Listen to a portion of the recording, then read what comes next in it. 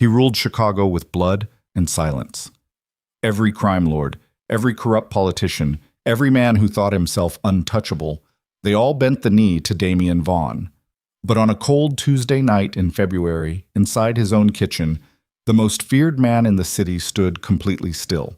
Not because of a rival's move, not because of a federal warrant, because of a bruise. Small, purple-yellow at the edges, sitting high on the cheekbone of a woman who had spent 6 months learning how to be invisible inside his home. Damian Vaughn had survived bullets, betrayals, and a lifetime of darkness. But something about that bruise, and the way she flinched when he stepped closer, cracked something open inside him that no enemy ever could. If a story about love born in the wrong world hits different for you, hit that like button. Drop your city in the comments so I can see how far this story travels. And follow along, because you do not want to miss what comes next. God. The kitchen smelled like garlic and rosemary and something faintly sweet.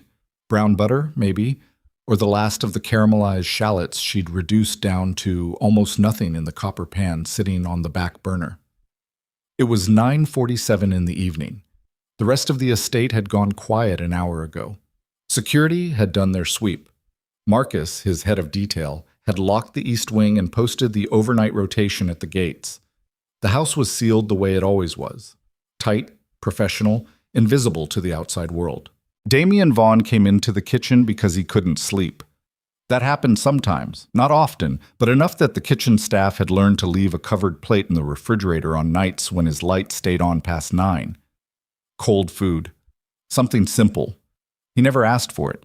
They just did it because working for Damian Vaughn meant paying attention to details that were never spoken aloud.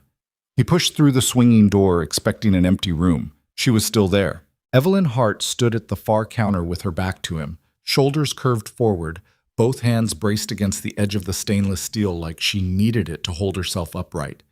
She wasn't cooking. She wasn't cleaning. She was just standing there in the low light, breathing slowly, and she didn't hear him come in. Damian stopped. He was not a man who hesitated. 38 years of survival in a world that killed hesitant men had burned that instinct out of him before he turned 25. But something about the way she was standing, the particular stillness of a person who has learned to be very quiet inside their own pain, made him pause in the doorway. He cleared his throat. She spun around fast. Too fast. The kind of fast that came from spending time around people who moved without warning. Mr. Vaughn. Her voice came out flat, controlled. I'm sorry. I was just finishing the prep for tomorrow morning. I'll be out of your way. She reached up to push her hair back from her face, and that's when he saw it. The bruise. It sat on her left cheekbone, high and dark. The center of it a deep purple that had already begun bleeding outward into a sickly yellow-green at the edges. Fresh enough that the skin around it was still slightly swollen. She'd done something to try to cover it. Foundation, maybe, applied carefully. But the kitchen lighting was brutal and honest, and it cut right through the concealer like it wasn't there. Damian looked at it for 3 full seconds. She looked at the floor. What happened to your face, he said. Not a question. Just words laid down flat. I walked into a cabinet door. She said it immediately, the way people said things they'd rehearsed. I do it all the time. I'm clumsy. He didn't say anything. The silence stretched out between them, and she filled it the way people always did when they were uncomfortable. She started moving, gathering her things, folding a dish towel with unnecessary precision, buying herself small actions that didn't require eye contact. It's late, she said. I really should... Evelyn. She stopped. He had never used her first name before. In 6 months of her working inside his home, it had always been Hart, or nothing at all. She turned back to look at him, and something in her expression shifted. A small fracture, like a wall that had held for a long time and was now taking on just a little too much weight. Who hit you? He said. No one hit me. That's not what I asked. She set the dish towel down on the counter. Her jaw tightened. She was maybe 30, he figured. He'd never looked closely enough to be certain.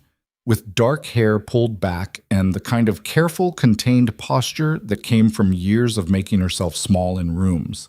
She was not small, but she had practiced smallness until it fit her like a second skin. I appreciate the concern, she said, and her voice had gone carefully neutral. The the same tone she used when she was listing off the week's menu. Professional. Distant. Gone. But it's nothing. I'll have everything ready for your 8 o'clock breakfast. She picked up her bag from the hook near the side door. Damien moved to the left, not blocking her path exactly, but changing the geometry of the room in a way that made leaving feel different. You've been here 6 months, he said. She waited. You come in before anyone else. You leave after. You don't take breaks. You don't complain. You've never once asked me for anything. He paused. And tonight you're standing in my kitchen alone at 10 o'clock, holding yourself together like something's about to break. Her throat moved. That bruise, he said, is not from a cabinet. The silence that followed was different from the one before it. It had weight. She stood very still with her bag on her shoulder and her eyes somewhere near the middle distance, and he watched her decide. He could actually watch the decision happen, the small war between the version of herself that had survived by staying closed and the version that was just tired. My brother, she said finally, quietly, like the words cost something. Damien didn't move. He has debts. She let out a slow breath through her nose. He always has debts. And when he can't pay them, he comes to me, and when I tell him I don't have the money...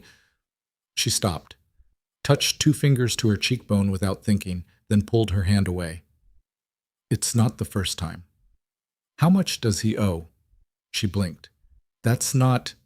How much? She looked at him for a moment like she was trying to read the angle. Everyone who came into Damien Vaughn's orbit eventually learned to look for the angle because there was always one. That was the first lesson this city taught you.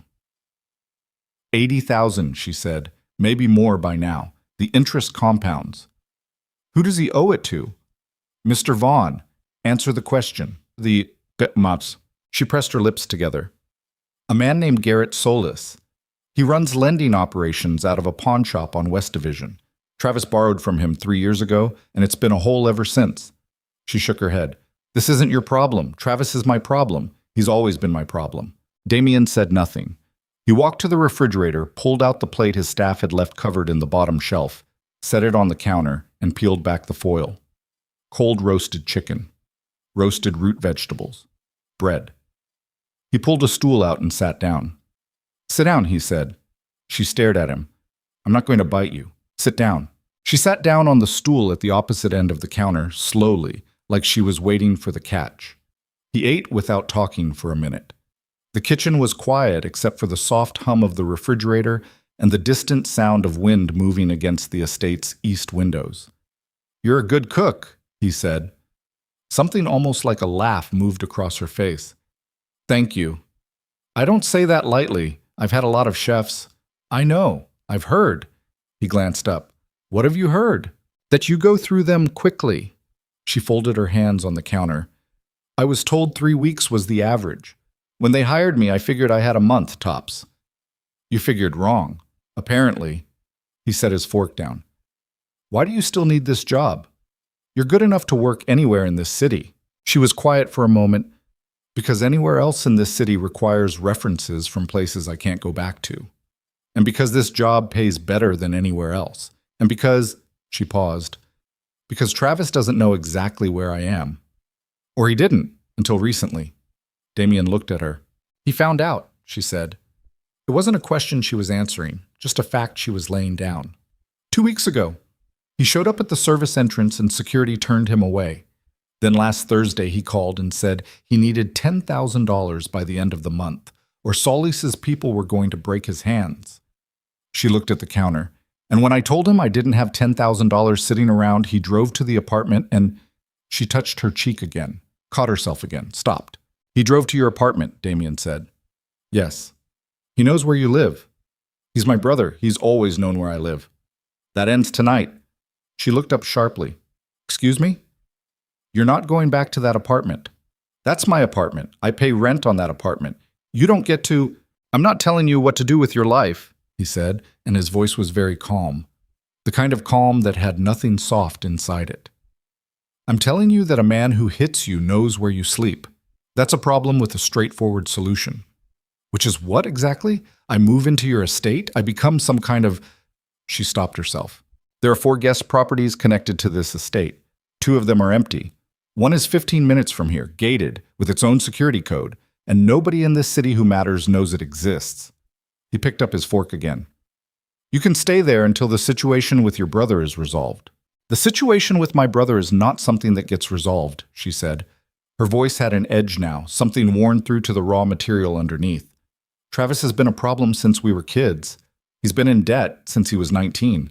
He has spent the last decade treating me like a solution to his problems, and I have spent the last decade letting him because he's all I have left, and I don't— She stopped again, pressed both hands flat against the counter. I don't know why I'm telling you this. Because I asked, he said simply. She looked at him for a long moment. Damian Vaughn was not what people expected when they imagined the kind of man who ran the underside of a city like Chicago. He was 41 years old, lean rather than broad, with dark eyes that gave nothing away and hands that looked like a carpenter's. Rough-palmed, capable, scarred in small places from old things he never explained. He didn't wear his power loudly. He wore it the way very cold weather wore itself. You felt it before you understood what you were feeling. Stay at the property, he said. Just for now. You don't have to owe me anything for it. She was quiet. I'll have Marcus arrange it tonight. You can leave from here. She looked down at her hands. Something moved through her expression that he couldn't fully name. Gratitude mixed with something more complicated. The particular discomfort of someone who had learned not to accept things from people because accepting things always came with terms you didn't see until it was too late. I don't know if that's a good idea, she said softly. Probably isn't, he agreed. Do it anyway. The gated property on North Burling Street was modest by Damian Vaughn's standards, which meant it was nicer than anywhere Evelyn Hart had lived in the last 10 years. 2 bedrooms, a kitchen that made her hands itch with the want to cook in it, hardwood floors, and windows that looked out over a narrow courtyard where bare-limbed trees stood in rows like sentinels. Marcus had handed her the code at the door, given her a number to call if anything felt wrong, and left without a word. That was the way with Damian's people. Efficient, quiet, no performance. She sat on the edge of the bed for a long time without turning on a lamp. Her phone had 7 missed calls from Travis. 2 voicemails she didn't listen to. A text that said, I know you're working for someone important. Help me, and I help you. Don't make this hard. She put the phone face down on the nightstand and lay back and stared at the ceiling and tried to remember the last time she'd slept somewhere that felt even close to safe. She couldn't come up with a year. Evelyn Hart had grown up in a 2-bedroom apartment in Bridgeport with a mother who worked double shifts and a brother who figured out early that the world owed him something and spent the rest of his life trying to collect. Travis was 6 years older than her. When their mother got sick, a slow collapse over 3 years, expensive and grinding, it was Evelyn who had dropped out of culinary school after 2 semesters to work. Travis had sent money twice. The second time he'd borrowed it back within the month. She had learned to cook in that apartment, not because anyone taught her, but because food was the one thing she could control, the one system that responded honestly to attention and care. You put in the work, you got the result. You paid attention to heat and time and texture, and the kitchen told you the truth. Nothing else in her life had worked that way. She'd spent years building herself up through restaurant work, prep cook, line cook, sous chef, a disastrous 6 months as head chef at a Wicker Park bistro that went under owing her $4,000 in unpaid wages. She'd rebuilt again. She was always rebuilding. The position at Vaughn's estate had come through a staffing agency that specialized in high-end private households and was known for asking very few questions about their clients. The pay was better than anything she'd seen. The hours were brutal. The environment was— she'd understood from the beginning what kind of household it was. You didn't take a job cooking for Damian Vaughn without knowing the name, without understanding, at least approximately, what the name meant. She had decided it didn't matter. She needed the money. Travis's latest cycle of debt had started bleeding over into her life in ways that were getting harder to contain. And the idea of earning enough to put distance between herself and that cycle, real distance, had outweighed the risk. Or so she'd told herself. She closed her eyes in the dark of the unfamiliar room and told herself this was temporary. She told herself she was not becoming dependent. She told herself that what Damian Vaughn had done tonight was an employer looking after an employee and nothing more. She almost believed it. The next 3 days passed in a kind of suspended quiet. She went to work each morning the same as always, arriving before dawn, working through her prep lists, cooking what needed to be cooked. Damien ate his meals without comment, which was his version of approval. He passed through the kitchen twice a day, once in the morning, once in the evening, and both times he looked at her face, not at the bruise specifically, just at her. The way someone checked a thing they were keeping track of. On the fourth day, Marcus appeared in the kitchen doorway at 11 in the morning with his hands folded and told her, in the same tone he might use to relay a logistics update, that Garrett Solis's lending operation had been informed that Travis Hart's outstanding balance had been cleared. Evelyn set down her knife. "Cleared," she said, "in full, plus accrued interest. The account is closed." Marcus paused. "Mr. Solis also understands that Travis Hart is not to be extended further credit, of any kind." She looked at Marcus for a long moment. He was a large, quiet man with a gray-streaked beard and the particular stillness of someone who had seen a great deal and metabolized all of it. "Mr. Vaughn did this," she said. "Yes," without telling me. "Yes." She picked up her knife again, set it back down. "I need to speak with him. He's in a meeting until 2. After 2 then." She found him in his study at 2:15. He was behind his desk with a file open in front of him and a half-finished glass of water at his elbow, and he looked up when she came in without knocking. She hadn't knocked. She'd thought about it and decided that knocking was for people who were asking permission, and she was not asking permission. "You paid Travis's debt," she said. "I did. $83,000. 86, with interest." She stood in the middle of the room with her arms folded and looked at him. "I didn't ask you to do that." "No. I didn't want you to do that." "I know." "Then why?" "Because the man who was holding that debt over your brother's head is the same man who is going to keep sending people to your door," Damien said. He closed the file. "Not because Travis asked them to, because that's how Solis operates. He uses the debt to get to the people around the debtor. He's been doing it for 12 years and nobody in this city has bothered to stop him because he's useful in ways that don't need explaining." He leaned back in his chair. "He won't be useful much longer." Something cold moved through her at that. She recognized it for what it was. The particular chill of understanding, finally and fully, exactly what kind of world you had walked into. "I want to pay you back," she said. "No." "Damien?" The name came out before she could stop it. She watched something shift very slightly in his face. "Mr. Vaughn, I'm serious. I need to pay you back." "Why?" "Because I don't want to owe you." He looked at her steadily. "Owing me is not as dangerous as you think it is." That's exactly what someone dangerous would say. Something moved in his expression. Not quite a smile, but the shape of one, brief and real. "Maybe, but it's still true." He stood up. "Don't worry about the money. Worry about your brother. Clearing the debt didn't fix him. It just bought him time." She knew that. She'd known that since before she was old enough to name it. "What did you say to Solis?" she asked. "Enough." "That's not an answer." "It's the answer you get." He came around the desk slowly, not toward her, just moving, and stopped near the window with his hands in his jacket pockets, looking out at the grounds. "Travis came to the estate gate this morning." She stiffened. "What?" 7:15. He said he wanted to talk to you. Security called me. He turned to look at her. "I had him removed." "You had him?" She stopped. Drew a breath. "He's my brother." "He hit you." "I know he hit me. I was there." Her voice cracked slightly on the last word, and she hated it. Hated the way anger and something older and more painful kept getting tangled up together every time Travis came into it. "You can't just—" "He hit you," Damien said again, and there was something very final about the way he said it, like it was a line drawn in a specific place. "While he's in debt to men like Solis, while he's making decisions with violence, he does not come onto this property. That's not negotiable. He's my family. I know what he is." He looked at her directly.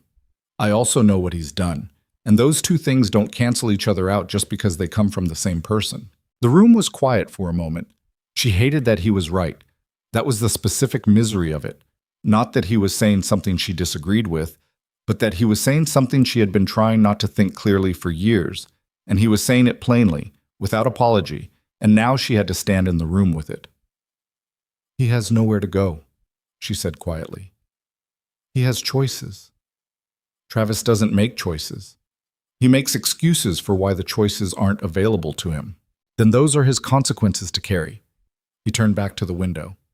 "You've been carrying them for long enough, Mom." 3 weeks later, she was standing next to Damian Vaughn at a charity gala in the Gold Coast, wearing a dress she hadn't bought herself, in a room full of people who controlled things she would never fully understand, and she was trying to remember how she had gotten here. It had happened slowly, and then all at once, the way these things did. First, it had been small. He'd asked her to come with him to a restaurant opening, said he needed someone to handle the dietary logistics for a private dinner, and she was the best person for it. She'd gone. She'd handled it. He'd introduced her to 3 people as my chef, Evelyn Hart, and there was something about the way he said it, not possessively, but with a kind of weight, like her name was worth saying fully, that she hadn't known what to do with. Then there had been a gallery event. Then a dinner at a private club where 4 men in very expensive suits had looked at her with the particular assessing look of people calculating exactly what her presence meant and what it told them about Damian's current position. She understood by the 3rd event that she was not just attending these things, she was being shown. The gala was in a ballroom on the 23rd floor of a hotel she'd catered for once, years ago, hauling sheet trays up a service elevator at 5 in the morning. The irony of it sat somewhere between funny and nauseating. She stood near the bar with a glass of sparkling water she wasn't drinking and watched Damian work the room. She understood now that it was work, that the easy way he moved through a crowd and shook hands and said the right 6 words to each person was a skill as practiced and deliberate as anything she did in a kitchen. A woman appeared at her elbow, late 50s, elegant in a sharp-edged way. Red dress, white hair cut close. "You're Damian's chef," the woman said. "I work for Mr. Vaughn, yes." "That's not what I said." The woman smiled pleasantly. "You're the one he's been bringing to things. People are talking about it." Evelyn looked at her. "People talk about everything. In this crowd, they talk about specific things specifically. And the specific thing they're saying about you is that Damian Vaughn doesn't bring someone somewhere unless it means something." She sipped her drink. "I'm not telling you this to alarm you. I'm telling you because you look like someone who prefers information to ignorance." "Who are you?" "Helen Carew. I've known Damian since he was 19 years old and terrible at hiding what he was thinking." She tilted her head. "He's gotten much better at it since then, but not completely." Evelyn said nothing. Helen Carew looked at her with the kind of frank assessment that was almost refreshing in a room full of performance. "You should know that being visible in his world is not a neutral thing. Every person in this room has spent 20 years learning where the lines are. You don't know where the lines are yet." "I'm aware of that." "Are you?" It wasn't skeptical. It was genuinely curious. Because the people who get hurt in Damian's orbit are usually the ones who thought they understood the lines and found out they were wrong. She set her glass down on the bar. "He's a careful man, but careful men make enemies too." Across the room, Damian looked up and found Evelyn's eyes with no particular searching. Just looked. The way someone checked on something they were always half-tracking. She held his gaze for a moment and then looked away. "I appreciate the information," she said to Helen Carew. "I'm sure you do." The woman moved off into the crowd. Damian arrived at her side 90 seconds later, which told her he had been watching the exchange. "What did she say to you?" he asked. "That you have enemies."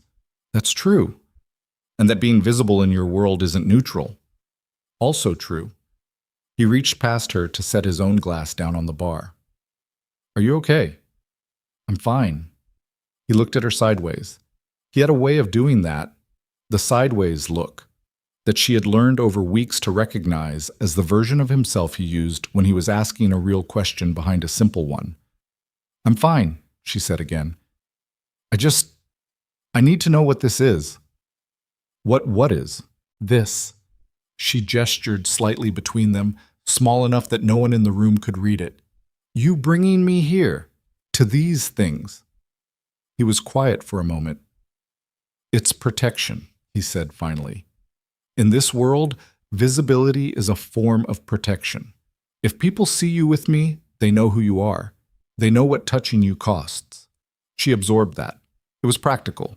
It made sense. It was also not the complete answer, and she was fairly certain they both knew that. "And is that all it is?" she asked. He looked at her directly, and for a moment the practiced restraint in his face was not completely sealed. Something moved in it, something real and unguarded and more complicated than protection. "No," he said, and then he looked back out at the room, and the seal closed again, and that was that. Listen, it was Travis who detonated it. She should have seen it coming. She had seen versions of it coming her entire adult life. The particular trajectory of a man with no internal brakes and no real accounting for consequence. She had just wanted, for once, to be wrong about him. She wasn't wrong about him. It was a Tuesday morning in March, gray and cold, the kind of Chicago cold that had given up being dramatic and settled into a grim routine. She had just finished the morning service. Damien had 3 guests staying, business associates from somewhere she wasn't told, and was breaking down her station when she heard the shouting from outside. She knew Travis's voice before she reached the window.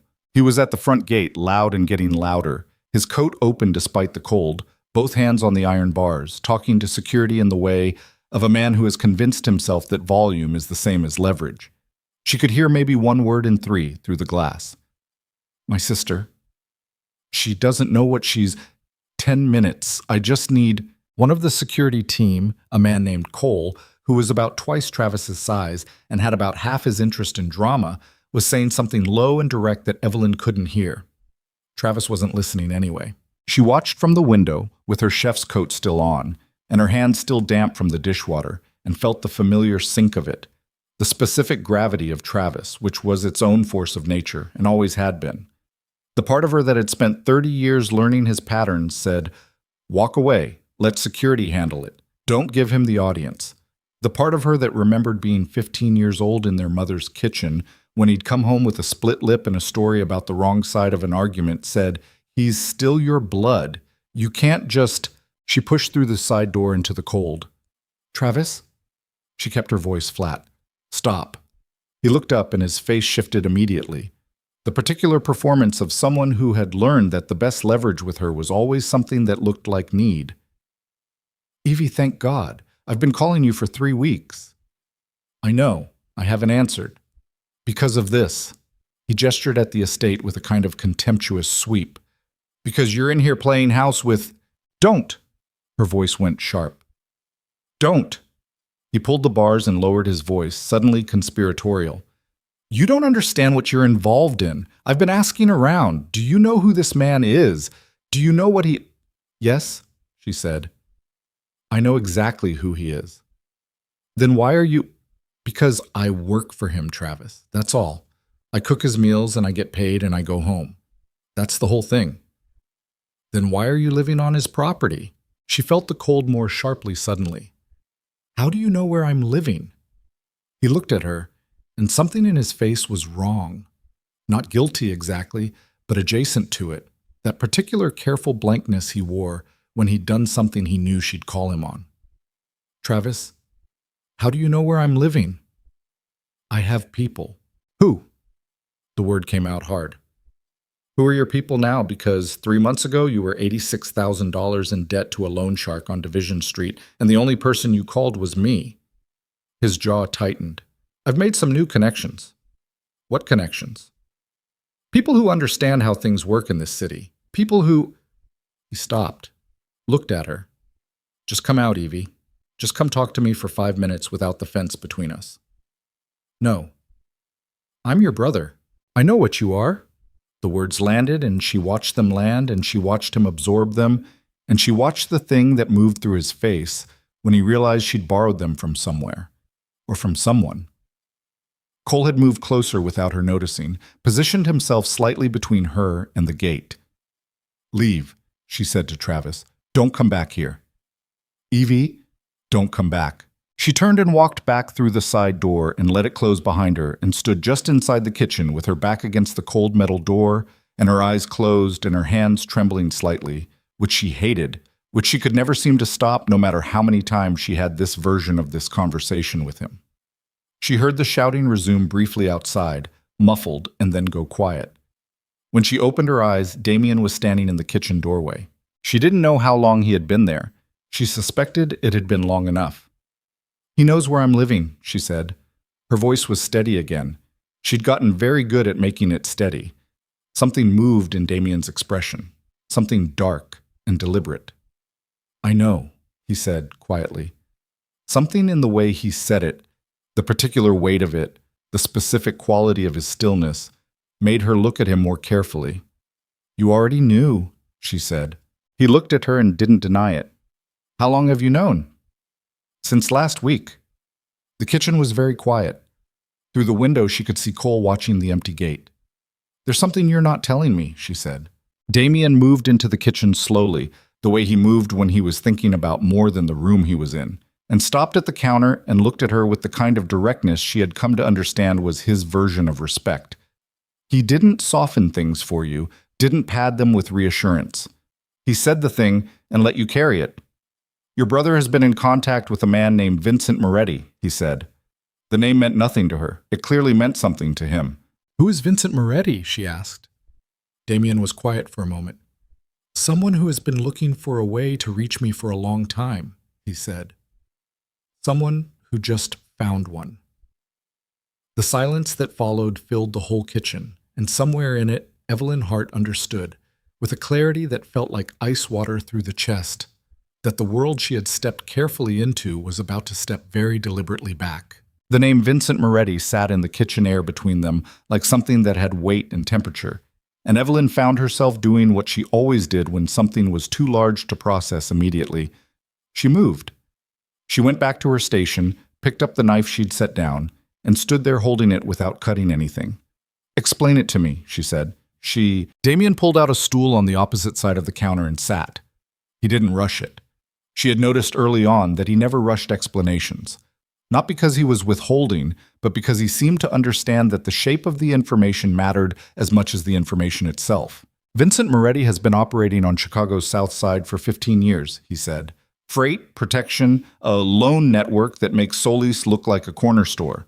We've had an arrangement, separate territories, separate operations, mutual non-interference." He paused. "That arrangement ended 8 months ago when 2 of my distribution points were hit by people who weren't careful enough to leave no trail." "You think it was him?" "I know it was him. I just couldn't prove it in a way that settled things cleanly."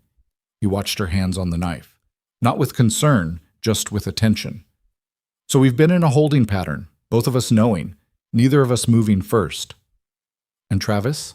"Your brother has been approached by someone in Moretti's organization. We don't know when it started, probably sometime in the last month." He folded his hands on the counter. "What we know is that 2 days ago he sat down with one of Moretti's mid-level people in a bar on Halstead and talked for 45 minutes. Evelyn set the knife down carefully. "Talked about what?" "You." The refrigerator hummed. Somewhere in the estate a door closed. "Travis doesn't know anything about me that would be useful to anyone," she said. And even as she said it, she heard the part that wasn't fully true. Travis knew where she lived. Travis knew her routine. Travis knew, now that Damien Vaughn had paid his debt and installed her in a property he owned, and had been bringing her to events in rooms where powerful people watched who stood next to whom. Travis knew enough. "He's not doing it to hurt you," Damien said. "I know why he's doing it." Her voice came out flat. "He needs money. Someone offered him money, and it didn't matter what they wanted in return, because Travis has never once in his life looked past the next 30 days. She picked up a cloth and wiped the counter that didn't need wiping. "What do they want from him?" "Access. Information. Patterns." Damien paused. "You." She stopped wiping. "Not physically," he said quickly, and the quickness of it told her it had crossed his mind that she'd hear it the worst way. "They want leverage. If Moretti can demonstrate that he has a line into this house, into my movements, my schedule, my operations, it changes the calculation. It tells every other player in this city that I can be reached." He looked at her steadily. "You being here, being visible, that was supposed to make you safer. It also made you valuable to the wrong people." She thought about Helen Carew at the gala. Being visible in his world is not a neutral thing. "What happens now?" she said. "Now I deal with it. That's not an answer. It's the only one I have tonight." She looked at him across the counter and felt the specific frustration of a person who was not accustomed to not knowing the full shape of a situation. In a kitchen, you knew what you had. You knew your ingredients, your equipment, your timeline. You could look at the whole board and make decisions. This was nothing like that.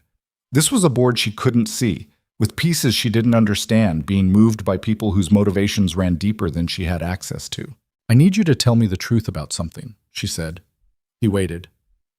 "Did you know this was a possibility when you started bringing me to those events? When you put me in that property and put your name on me in front of those people, did you know there was a chance it would paint a target?"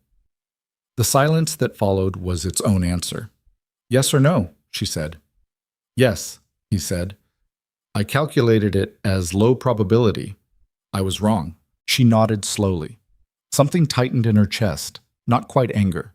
Something more complicated than that.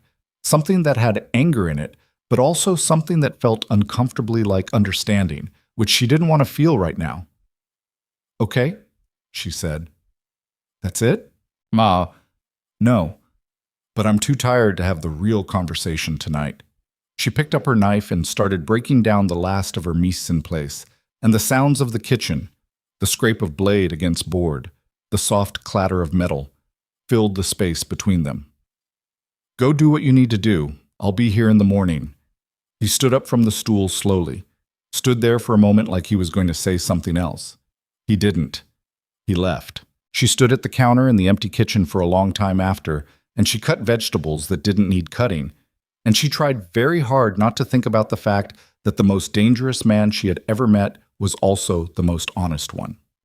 Marcus came to her 2 mornings later with a phone. Not her phone, a different one, slim and gray, already unlocked. "Use this for anything work-related going forward," he said. "Your personal number should stay clean." "Clean from what?" "From being monitored." She took the phone. "My number is being monitored." "Possibly. We're being careful." "Who is we?" Marcus looked at her with the patient expression of a man who had answered many questions he wasn't authorized to answer. "Mr. Vaughn's team." "And what exactly is Mr. Vaughn's team doing about the fact that my brother is selling information about me to Vincent Moretti?" "Managing it." "Marcus." "Ms. Hart." He said it with a kind of firm gentleness. "I understand this is difficult. I can tell you that Travis is being watched. I can tell you that Moretti's people have not made any direct approach to this property or to your secondary residence. I can tell you that Mr. Vaughn is not taking this lightly." He paused. "Beyond that, I'm not the right person to brief you." She stared at him. "Is there anything you need this morning?" he asked. "For the kitchen?" She looked down at the gray phone in her hand. "Fennel," she said. "I need fennel and the market order was short. I'll have it sent." He left. She put the gray phone in her coat pocket and stood in the kitchen and understood, with a clarity that felt like cold water, that she was inside something that had its own momentum now, and the question was not whether she could stop it, but whether she could keep her footing while it moved. She called Travis from the gray phone that afternoon. She almost didn't. She stood on the back steps of the estate in the cold, with the phone in her hand for 4 minutes, running, arguments both directions, and then she called because not calling had never once in her life made Travis Hart less of a problem. He picked up on the second ring, which meant he'd been waiting. "Evie." "Don't." She kept her voice low and even. "Don't do the voice. I know what you've been doing." Silence. Then, "I don't know what you're talking about." "Travis?" "I'm serious. You sat down with a man named Rennie Cross in a bar on Halstead 3 days ago and talked about me for 45 minutes. She heard his breathing change on the other end. "How much did they offer you?" "It wasn't like that." "How much?" "20,000. He said it quietly, and the quiet of it was somehow worse than if he'd been defiant. "They said all they wanted was information, general information, who you talked to, where you went, what his schedule looked like from the inside. They said nobody would get hurt." "And you believe that?" "Evie, I needed the money." "You always need the money." Her voice cracked on the last word, and she hated it. Hated that it still cracked even now, even after everything, even after the bruise on her cheek and the 7 missed calls and 30 years of this. "That's not new, Travis. What's new is that you went to people who want to use me to get to someone who will hurt you for doing it." "Then leave." His voice came out suddenly desperate and real. "Just leave, Evie. Just walk away from that house and that man and come back to your actual life. You don't belong in there. My actual life was already compromised the minute you told them where I lived. I can fix that. You cannot fix anything. The words came out quiet and final and absolutely true. You never could. You have never once fixed anything in your life, Travis. You make holes and I fill them, and that's the whole relationship, and I'm done filling holes. She stopped. Drew one breath. Don't contact me again. Don't contact me through Moretti's people. Don't contact me at all. Evie. She ended the call, stood on the back steps in the gray March cold, and stared at the bare garden, and felt the particular hollow of a decision that was the right one, and also cost something real. She heard the door open behind her. Damien came and stood beside her, not too close, looking out at the same garden. He didn't ask about the call. He had probably heard enough of it. I told him not to contact me, she said. Good. It won't work. He'll do it again. He'll find a way. Let me worry about your brother. She turned and looked at him. That's exactly the kind of sentence that sounds like an offer and is actually a warning. He looked back at her, and for once the careful distance in his face wasn't fully operational. Yeah, he said. It's both.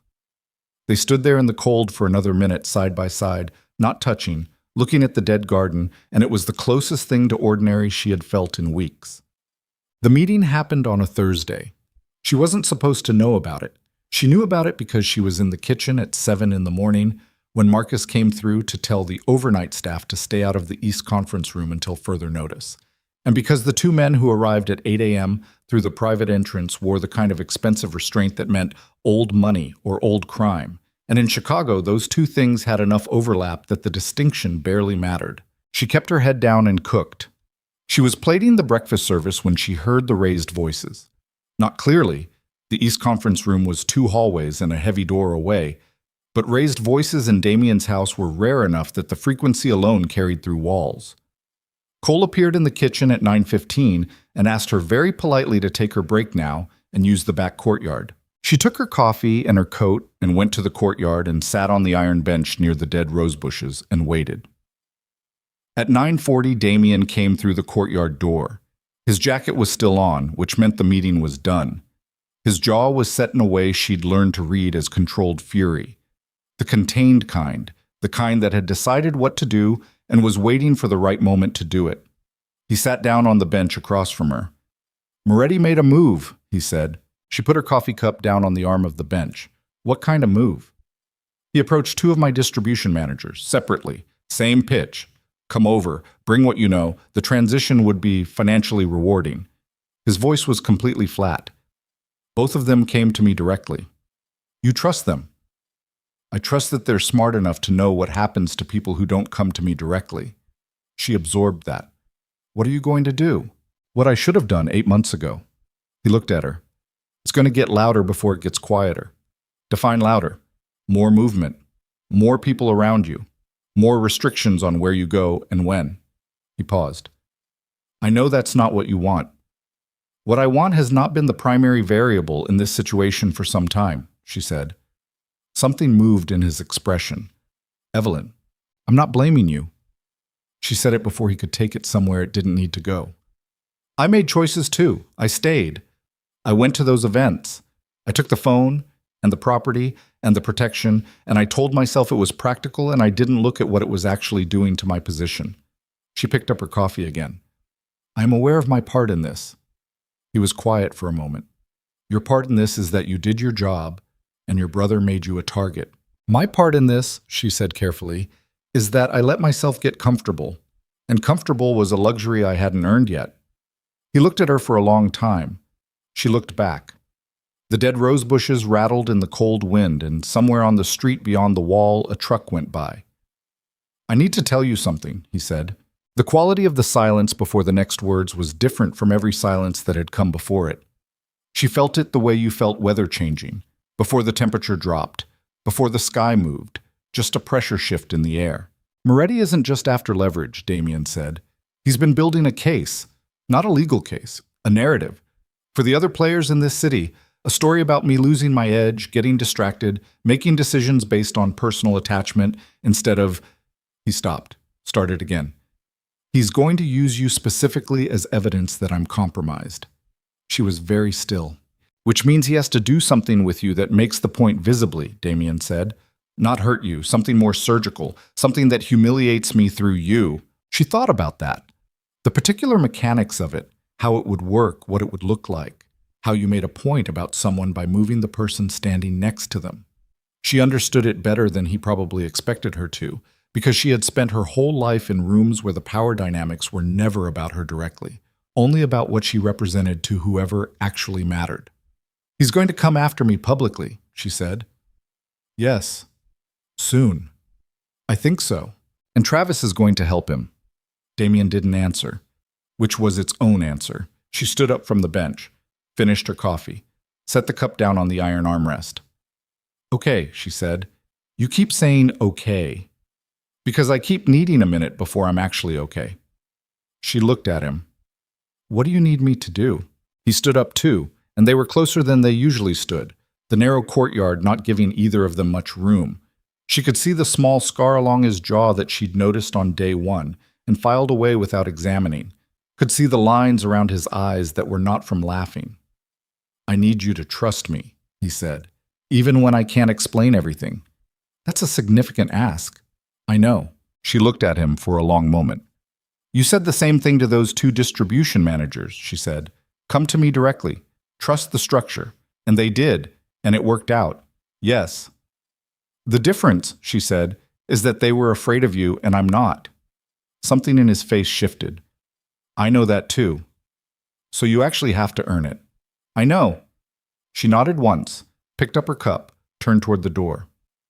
Evelyn, she stopped. What I said to your brother in the beginning about what touching you would cost. He paused. That wasn't just a strategic statement. She didn't turn around. She stood with her hand on the door and felt the weight of that land somewhere in the middle of her chest and stayed very still with it for a moment. Then she opened the door and went back to her kitchen. The call came on a Friday morning at 6:48 while she was reducing stock. Not from Travis. Not from a number she recognized. A man's voice, polite, professional, almost pleasant. Ms. Hart. My name isn't important. What is important is that you understand the following. The man you're working for has been using your presence in his household to conceal financial transactions that are going to attract federal attention very shortly. We have documentation, we have witnesses, and we have a very clear line connecting your name to several properties used in the distribution of controlled substances. She turned the burner down slowly. Her hand was completely steady. When federal agents arrive, and they will arrive, Ms. Hart, probably within the next 72 hours, the evidence is going to look very bad for you specifically. Not for Damien Vaughn. For you. She said nothing. There's a way to make this disappear entirely, the voice said. You come to a meeting. You listen to what we have to say. You make a decision that's in your own best interest. That's all. She looked at the stock reducing in the pot, the way the surface moved, the small turbulence just before it broke to a full simmer. How do I reach you? She said. The man gave her a number. She wrote it on the back of a receipt in her coat pocket. She did not call the number. She turned the burner back up, finished her stock, plated the breakfast, called Marcus, and told him she needed to speak with Damien immediately. Marcus said he was in meetings until noon. She said, tell him someone from Moretti's organization just called my personal phone. Damien was in the kitchen in 4 minutes. She handed him the receipt with the number on it and watched his face while he read it. And what she saw there was not the controlled fury from the courtyard. It was something colder and more deliberate than fury. It was the face of a man who had been waiting for a specific thing to happen and had just watched it happen exactly as he'd expected. They called your personal number, he said. Yes. Which means Travis gave it to them. Yes. He folded the receipt and put it in his jacket pocket and stood in her kitchen with his eyes somewhere beyond the far wall and his jaw set tight, and the silence around him had a specific texture, the texture of a decision being made, or several decisions, assembling themselves in a sequence she couldn't see. I need to make some calls, he said. I know.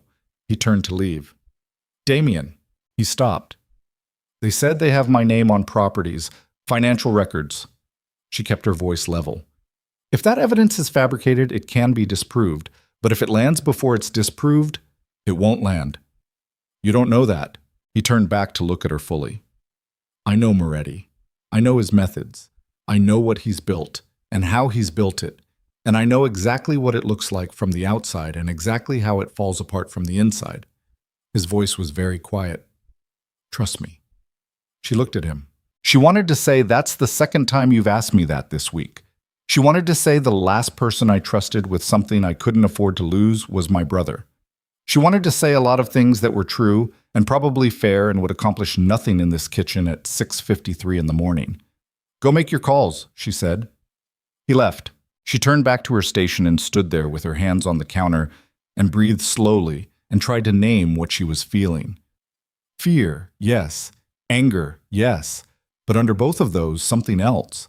Something that had been building quietly for months in the spaces between all the careful, practical, reasonable things she had told herself about this situation. Something she had been refusing to name because naming it would mean acknowledging how far past safe she already was. She was still standing there when Marcus appeared in the doorway 10 minutes later, his face carrying its usual professional neutrality in a way that today had slightly too much effort in it. Ms. Hart, he said, I need you to come with me. What's happened? Federal agents are at the front gate. He paused. They have a warrant. The stock boiled over on the stove behind her. She didn't move to stop it. For what? She said, though some part of her already knew the answer before Marcus finished the sentence. For you, he said. Mas. They came in through the front gate with 2 vehicles and a piece of paper, and the particular confidence of people who had decided in advance how the next hour was going to go. 4 agents, 2 in suits, 2 in jackets with letters across the back. The one in front was a woman named Special Agent Carla Reyes. She introduced herself at the door, with her credentials held out in a way that was professionally courteous and completely inflexible at the same time. Evelyn stood in the entry hall in her chef's coat with her hands loose at her sides and read the warrant that Reyes handed her and felt the words move through her eyes without fully landing. Evelyn Marie Hart, conspiracy to distribute, money laundering, facilitation of controlled substance trafficking. Her name, her full name, middle name included, the name on her birth certificate and her social security card, and the culinary school enrollment form she'd filled out 14 years ago before she'd had to leave. Her name on a federal warrant inside a house that belonged to a man whose name was conspicuously absent from the same document. Ms. Hart, Reyes said, you'll need to come with us. Damien appeared at the top of the stairs. He had his phone in his hand and his jacket on, and his eyes moved from the agents to Evelyn to the warrant she was holding with the focused efficiency of someone taking an inventory. She's not going anywhere without counsel present, he said. He was already dialing. Mr. Vaughn. Reyes looked up at him with the particular neutrality of someone who had prepared for exactly this response. This warrant pertains to Ms. Hart specifically. You're welcome to have your attorneys meet us at the federal building. My attorneys will be here in 12 minutes. You can wait. We're not required to wait. No. He came down the stairs slowly. But you will. Something shifted in the room. A pressure change. The kind that happened when 2 very different kinds of authority found themselves in the same square footage. Reyes held his gaze for a moment and then looked back at Evelyn. Ms. Hart, do you understand what's outlined in that warrant?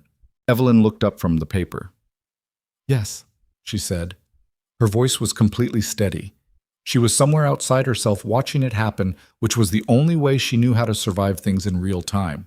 Step slightly to the left of your own body and observe. Then you understand we need you to come with us.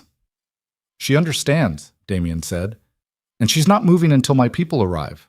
The 12 minutes were the longest of her life. She stood in the entry hall and did not sit down when one of the junior agents suggested she might want to, because sitting down felt like conceding something she wasn't ready to concede. Damien stood 6 feet away from her and made calls in a low voice and did not look at her the way she expected him to look at her. Not with guilt, not with calculation, not with the specific expression of a man figuring out how to manage a situation. He looked at her the way you looked at someone you were not going to leave in a room alone. The attorneys arrived in 11 minutes, 2 of them, a man named Weller and a woman named Cross, both in coats they hadn't fully buttoned yet, both carrying the alert energy of people who had been pulled from somewhere else and run. Weller took the warrant from her hands and read it in 45 seconds and looked at Reyes. On what basis are the properties listed in Section 3 connected to my client? That's a question for the proceeding, Reyes said. The financial records referenced in Section 4, also for the proceeding.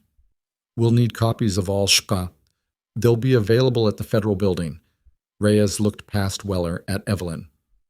Ms. Hart, we need to go now. Evelyn looked at Damien. He held her gaze. Something in it, she couldn't name it precisely, some combination of certainty and restraint, was the most honest thing she had seen from him since the night in the kitchen when she'd told him about Travis. Go, he said quietly. Weller goes with you. I'll have this done before tonight. She nodded once, put her hands in the pockets of her chef's coat and walked out the front door of his estate between two federal agents and told herself the trembling in her legs was cold and not fear, and mostly believed it. The interrogation room at the federal building was exactly what interrogation rooms always were. In the way that utilitarian spaces built for a specific purpose always converged on the same answer. Gray walls, gray table, fluorescent light that made everyone look like they hadn't slept. They left her alone in it for 22 minutes before anyone came in, which she understood was deliberate. You put a person in a bare room and let the silence work on them. She'd spent enough time in small spaces with her own thoughts to be largely immune to it, but she noted the technique the way she noted everything. Reyes came in with a second agent, male, younger, introduced himself as Barlow, and a manila folder she set on the table between them without opening it immediately. Ms. Hart, thank you for coming in. I wasn't given a significant choice. Reyes almost smiled. No, I suppose not. She sat down across from Evelyn. Barlow stayed standing near the door.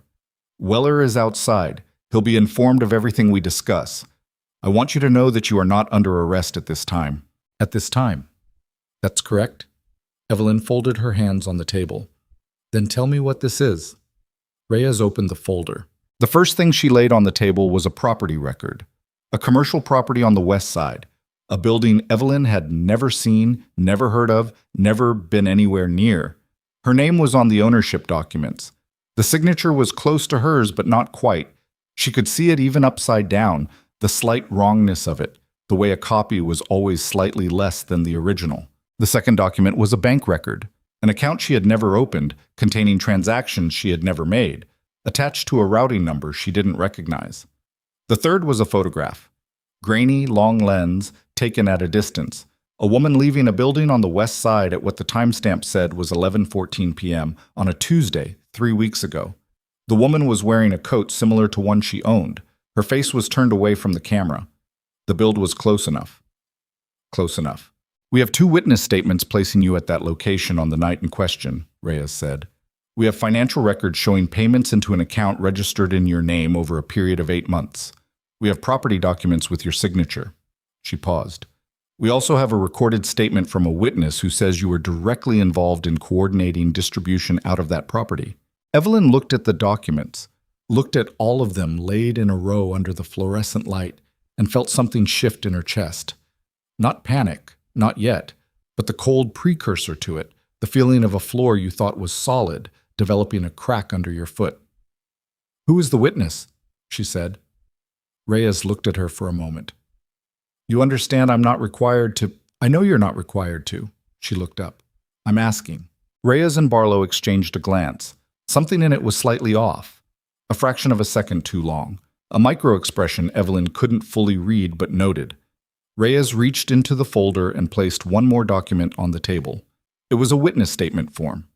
She could see the signature at the bottom before Reyes slid it across. Could see it from 18 inches away.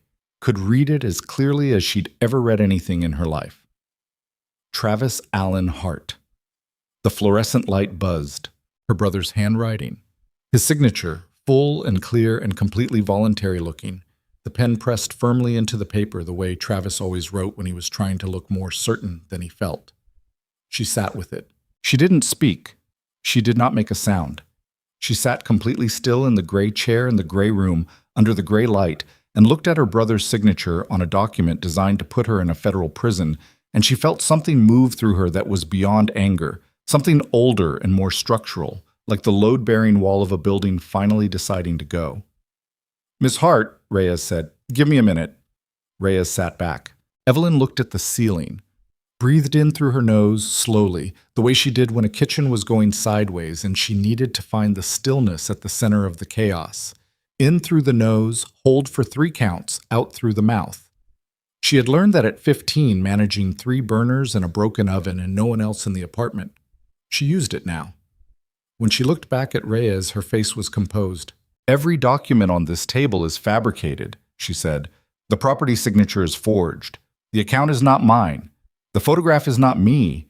And the witness statement was produced by a man who was offered something in exchange for it, which you may or may not know. Ms. Hart, I have worked as a private chef for the last 6 months. Before that, I was head of kitchen at 3 different establishments in this city, all of which can be verified. I have never coordinated anything related to controlled substances. I have never been to that property." She paused. "What I can tell you is that the person who constructed this, the fabricated documents, the forged signatures, the false witness, has resources and motivation and a specific purpose that has nothing to do with me and everything to do with using me to reach someone else." Reyes studied her. "You're talking about Damian Vaughn. I'm talking about whoever wants to make it look like Damian Vaughn has compromised people in his orbit, which is not the same thing." She looked at the documents. "This isn't about prosecuting me. If it was about prosecuting me, you'd have brought actual evidence. This is about a story, a narrative. Someone wants a headline that connects my name to his operation, and the details don't have to hold up. They just have to exist long enough to do damage." Barlow shifted near the door. Reyes's expression had gone very neutral, which Evelyn had learned in the last 40 minutes meant she was processing something she hadn't fully anticipated. "Those are significant claims," Reyes said. "They are, and I'll make them on record, in front of counsel, with a detailed account of the events leading to this arrest, including the phone call I received this morning from a man connected to Vincent Moretti's organization." She held Reyes's gaze. "Would you like to tell me who contacted your office about this case? Or would you prefer I let Weller ask that question on the record?" The silence that followed was different from the silences before it. It had a specific quality, the quality of someone recalibrating. Reyes picked up the documents and put them back in the folder. "I'd like to take a short break," she said. "Can I get you anything? Water?" "Water would be fine," Evelyn said. Reyes left. Barlow left. The door closed. Evelyn sat alone in the room and put both her hands flat on the table and looked at them. Her knuckles were white. She hadn't noticed. She breathed slowly and waited for her hands to relax and thought about Travis signing that piece of paper. Thought about what he had been told, what he had been promised, what version of events had been constructed around him to make it feel like his only option. She thought about what Damien had said the night before. "Your brother has never once looked past the next 30 days. $20,000. That's what it had cost. $20,000 and the right story. And Travis had put his signature on a document that could have sent his sister to prison." The door opened and Weller came in, moving fast, already talking. "They're pulling back," he said. "The evidentiary chain has problems they weren't expecting to have to defend on short notice. We'll be out of here within the hour." She looked up at him. "Who called it in? Who gave them the case?" Weller hesitated. We're still determining." "Someone walked a file into this office and sold it as airtight," she said. "Someone with enough credibility that 2 federal agents showed up to Vaughn's estate at 7 in the morning. Who was it?" Weller sat down. He was a careful man. She'd seen that in the 11 minutes she'd known him, the kind who chose his words with professional deliberateness. But something in the way he sat down told her the answer was not going to be a comfortable one. "The initial tip came through a law enforcement contact," he said carefully. "Someone who has a history of providing credible information and used that credibility to push this file up the queue faster than it would normally move. A law enforcement contact." She heard the shape of it. "Someone inside. Someone with access, yes. Moretti has a contact inside federal law enforcement." Weller said nothing, which was the most lawyerly way of saying yes she had ever encountered. She sat back in the chair. The full architecture of it assembled itself in her mind. Not quickly, not all at once, but piece by piece the way a kitchen came together before service, each element finding its place in the larger structure. The fabricated documents, the forged signatures, the witness statement from Travis, the insider who had pushed the file, the phone call this morning, the timing, All of it arriving at once, coordinated, designed to land before Damien could respond. This had been in preparation for months, not weeks. Months. While she had been cooking breakfast and going to galas and telling herself this was just a job, Vincent Moretti had been building a case against her specifically, a detailed and patient construction designed to do one thing: make Damien Vaughn look like a man who had let his personal life become a liability. Make every other power in the city look at him and see weakness. And Travis had been the final piece, the piece that gave it human texture. Not just fabricated documents, but a real person, blood relation, standing in front of federal agents and saying, "Yes, I saw her there. Yes, I'll sign." "Weller," she said, "yes. When we leave here, when this is done and we walk out, I need you to find out everything you can about Moretti's federal contact. Not for me, for Vaughn. Ms. Hart, my representation of you doesn't extend to—" "I know. I'm asking you as a person, not as my attorney." She looked at him steadily. "Someone put a federal case together using forged documents and a manipulated witness to try to put me in prison for something I didn't do. I'd like that person to be accountable for it." Weller looked at her for a moment. Something shifted in his professional expression, a small human crack in the careful surface. "I'll see what I can find," he said. Yeah. They released her at 12:47 in the afternoon. She walked out of the federal building into pale March sunlight with Weller at her side and Damien's second car waiting at the curb, not Damien himself, just the car and a driver she recognized. And she stood on the steps for a moment and let the cold air move against her face and tried to understand what she was feeling. Not relief. Relief would have required the threat to be over, and the threat was not over. Not anger. Anger was already there, but it had moved somewhere deeper, past the surface level, into the structural, the kind that didn't express itself as heat, but as resolution. What she felt mostly was clarity, the kind of clarity that came from having the last possible illusion removed. She had told herself stories about this situation, that she was adjacent to it, that she was a bystander, that her involvement was practical, and her exposure was managed and the danger was theoretical. Every one of those stories had just been dissolved by a gray room and a forged signature and her brother's handwriting on a document designed to bury her. She was in this. She had been in this since the night Damien came into the kitchen and saw the bruise. Maybe before. Maybe the moment she took the job and cashed the first check, she had been in this, and everything else had just been the distance closing. She got in the car. The driver took her back to the estate without speaking. She sat in the back seat and watched Chicago move past the windows.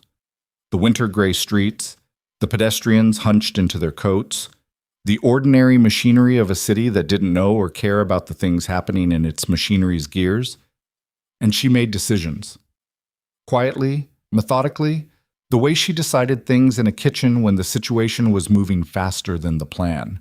Damien was in the kitchen when she arrived, not sitting, standing near the window with his phone face down on the counter and his jacket off and his sleeves rolled up, which she had never seen before.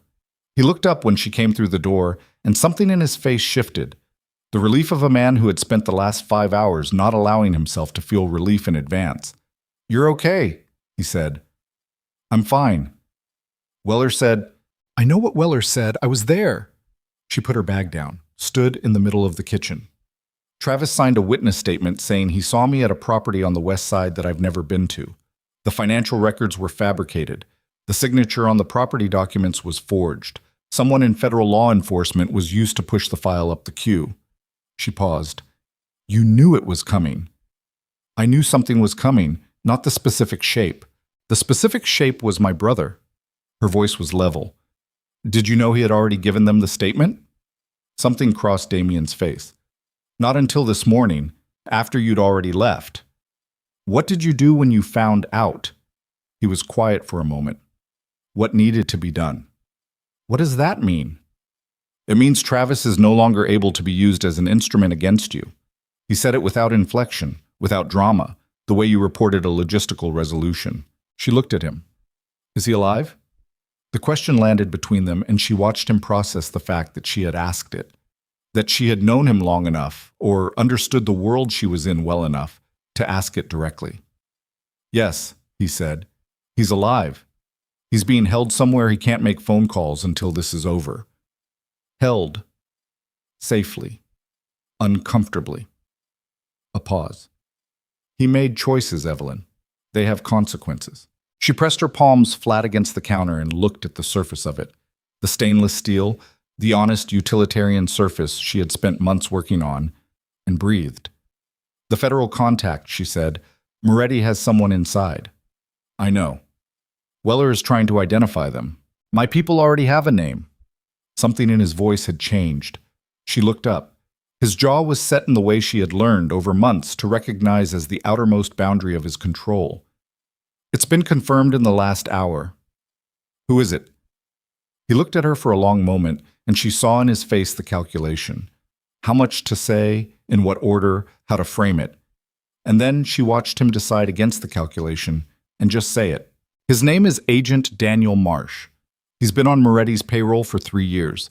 He's also the agent who approved the original staffing clearance for this household 6 months ago. Damien's voice was very quiet. Which means he's the reason you got this job. The kitchen was absolutely silent. She heard what he was saying, heard the full shape of it, the implication that ran underneath the words, like a current under ice, cold and moving, and capable of breaking through. You think I was placed here? She said. I think it's possible. You think Moretti put me here? I think...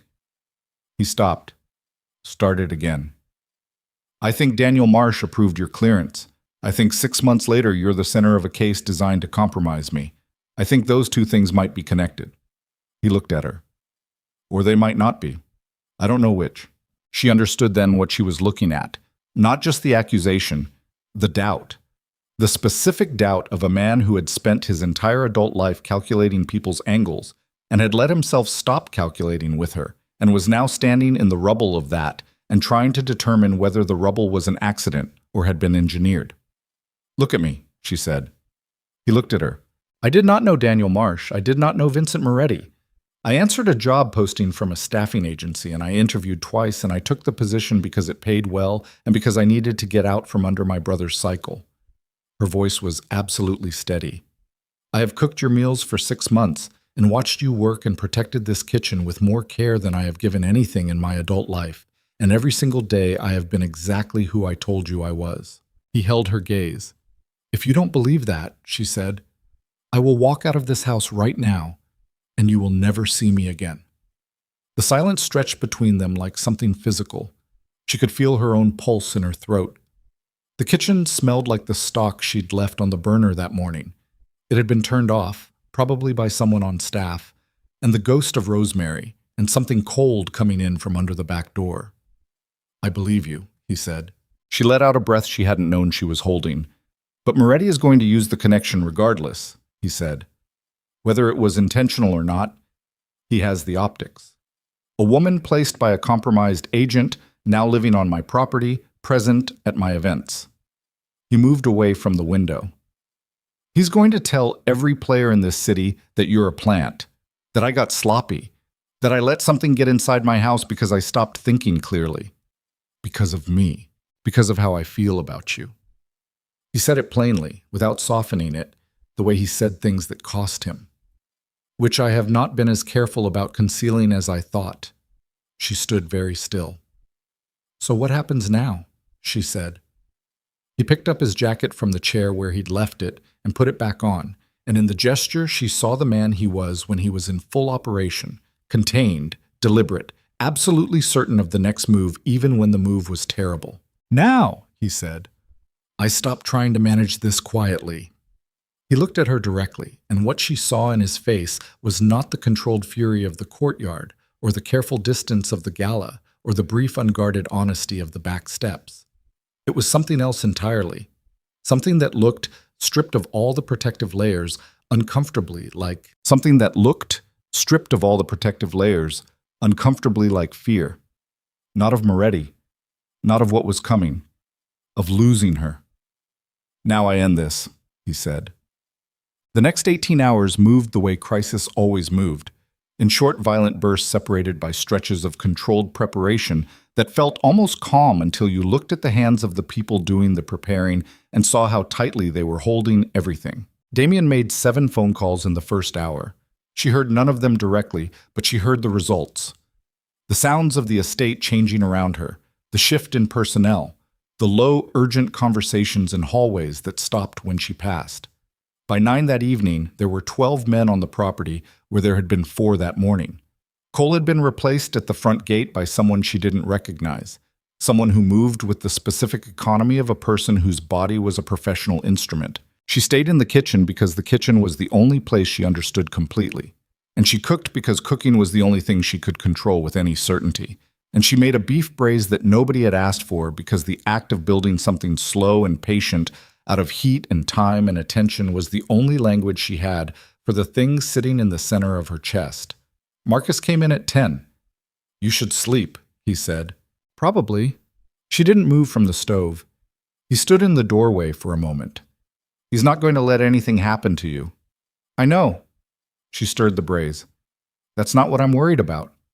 "What are you worried about?" She looked up. "That he's going to do something he can't come back from. That I'm the reason." Marcus was quiet for a moment. "Mr. Vaughn makes his own decisions." "I know that too." "Then maybe stop carrying weight that isn't yours." He said it without judgment, just plainly, the way he said everything. "Get some sleep. Tomorrow is going to require you to be present." She turned the burner to low and covered the braise and went to bed and lay in the dark of the guest room that had become, in some way she hadn't fully acknowledged, her room, and stared at the ceiling and listened to the estate settle around her and tried to sleep. She didn't sleep. Damien came to find her at 6 the next morning. She was already in the kitchen. He looked like he hadn't slept either, which on him presented as a slight tightening around the eyes and nothing else. His face was composed, his jacket straight, his voice level when he said her name. "Sit down," he said. She sat. He sat across from her, put both hands flat on the counter between them the way he did when he was about to say something he had decided not to soften. "Last night we identified Moretti's full operational structure in this city. The distribution network, the financial layer, the political contacts." He paused. "And we confirmed that Marsh has been feeding Moretti information on federal investigations for 3 years, including, 6 months ago, approving your clearance with a notation that flagged you as a potential asset." She held his gaze. "A potential asset for who? That's the part that took until this morning to clarify." He looked at her steadily. "Marsh flagged you as a potential asset for Moretti, not as someone Moretti was placing, as someone he was identifying as a future point of leverage, someone close to this household who could be used later if needed." He paused. "The assessment was made after your second interview. You weren't recruited. You were cataloged." The distinction landed and she turned it over carefully. Not placed, not working for them, just noted, filed, kept in a drawer for later use by a man she'd never met, as a tool to reach a man she hadn't yet started working for. "Moretti didn't put me here," she said. "No. He just watched me get here and decided I was useful eventually." "Yes." She nodded slowly. The weight she had been carrying since yesterday shifted slightly. Not gone, but redistributed into something she could manage better now that she understood its actual shape. "What happens today?" she said. Damien was quiet for a moment. When he spoke, his voice had the particular quality she'd learned to recognize as his version of absolute honesty. Stripped of strategy, stripped of management, just the thing itself. "I'm going to meet with Moretti tonight," he said. She stared at him. "You're going to—" "A negotiation. His people reached out this morning. He wants to discuss terms." "He wants to discuss terms after he just tried to put me in federal prison." "Yes." "And you're going to go?" "Yes." "Why?" Her voice had an edge in it now. "Why would you walk into a room with a man who just demonstrated exactly how far he's willing to go?" "Because if I don't go," Damien said, "he moves to the next option, which is not another federal case, which is something louder and less precise." He held her gaze. "I go. I hear what he's offering, and I use the meeting to put in front of him something that ends this without a war that takes out half the city in the process." "What are you putting in front of him?" He reached into his jacket and slid a folded document across the counter. She opened it. It took her 30 seconds to understand what she was reading. 3 pages of financial records, shell company structures, property transactions, a clear and detailed map of money, moving from Moretti's operations through 4 layers of legitimate business and into accounts registered under names she didn't recognize. "This is his entire financial architecture," she said. "Yes." "Where did you get this?" "People who were unhappy with Moretti's current direction and happy to demonstrate it." She looked up. "You're going to threaten him with this. I'm going to show him what I have and tell him that if he walks away tonight, it stays buried." He took the document back. "Mutually assured destruction. It's not elegant, but it's clean. And if he doesn't walk away, then it goes to people who will make excellent use of it." She looked at him across the counter and felt the full weight of what was happening. Not just tonight, not just Moretti, but the larger thing, the thing she had been watching move toward this point for months without fully naming. "You're dismantling it," she said. "Not just Moretti, all of it." He didn't deny it. "You've been moving money, restructuring operations." She thought about the conversation she'd half heard, the meetings, the documents she'd glimpsed. "How long have you been planning this?" "Longer than I've known you," he said, "but knowing you changed the timeline." She sat with that. "I need to tell you something," he said, "and I need you to hear it as information, not as, I need you to hear it clearly. Say it. When this is done, if it works, if we get through tonight, this empire is gone. The business, the network, the operations, all of it. I'm walking away from everything my family built." He looked at her directly. "Which means I'm walking away from the protection it provides. For a period of time, I will be more vulnerable than I have been since I was 19 years old. I understand that. I'm not asking you to be there for that part." His voice was careful in a way that cost him something. "I'm not asking you for anything. I'm telling you because you deserve to know the full shape of what I'm doing and what comes after." She looked at him for a long moment. "You're in love with me," she said. The words landed, and he didn't flinch, and he didn't look away, and he didn't reach for the careful distance he usually kept like a tool in his hand. "Yes," he said. "And you're telling me now, before tonight, because you don't know what tonight looks like on the other side." "Yes," she breathed in slowly. "That's an enormous amount of information to put in front of someone before 7 in the morning." Something moved in his face, almost the smile again. "I know. I haven't said anything back. I know that too." She stood up, walked to the window and looked out at the bare courtyard, the dead rose bushes, the gray Chicago morning sitting on everything like a judgment. She stood there for a long moment with her back to him, and her hands in her coat pockets, and felt the full complicated weight of everything she had spent the last months carefully not allowing herself to feel completely. Then she turned around. "Come back tonight," she said. "Then we'll talk." He looked at her. "Don't make me say it twice," she said.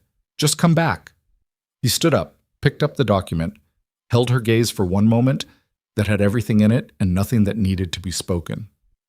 Then he left. The warehouse sat on the south bank of the Chicago River, half a mile from a stretch of reclaimed waterfront that developers had been fighting over for a decade. It had been empty for 6 years, owned by a holding company that was owned by another holding company that eventually, if you followed the chain far enough, connected back to Moretti's organization. Damien had known about it for 3 years. The fact that Moretti had chosen it for tonight told him something about how Moretti was feeling: proprietary, confident, in control of the geography. That was fine. Damien had been in worse rooms. He came with Marcus and 2 others. Moretti's man at the door counted them and made a phone call and then stepped aside. The warehouse interior was exactly what abandoned Chicago industrial space always was. Concrete floors, iron columns, the smell of river damp and old metal, and decades of use that hadn't fully left despite years of emptiness. Someone had set up lights, industrial work lights on stands, positioned to illuminate a central area where 2 folding tables had been pushed together and 6 chairs arranged around them. The kind of neutral ground theater that men in Moretti's position liked to perform. Vincent Moretti was already seated. Damien had seen photographs. Moretti in person was smaller than the photographs suggested, compact, mid-50s, gray-haired, and well-dressed with the particular careful grooming of a man who understood that appearance was a form of argument. He had 3 men with him. He watched Damien cross the warehouse floor without standing, which was a statement, and Damien sat down across from him without acknowledging the statement, which was a counterstatement, and the negotiation began before either of them said a word. "Damien." Moretti's voice was measured, Midwestern flat, like his accent had been professionally sanded down. Vincent, I appreciate you coming. I almost didn't. Moretti almost smiled. The federal situation this morning, I want you to know that was further than I intended to take it. Further, Damien looked at him steadily. You put a woman's name on fabricated narcotics documents and walked them into a federal office through a dirty agent, and you want me to understand it was further than you intended. The intention was pressure, not prosecution. Pressure. The word came out flat and cold. You used her brother to sign a false witness statement and called it pressure. Her brother came to us voluntarily. Her brother is $20,000 stupid, and you knew that before you made the offer. Damien put both hands on the table. Don't dress it up, Vincent. Tell me what you want. Moretti leaned back in his chair.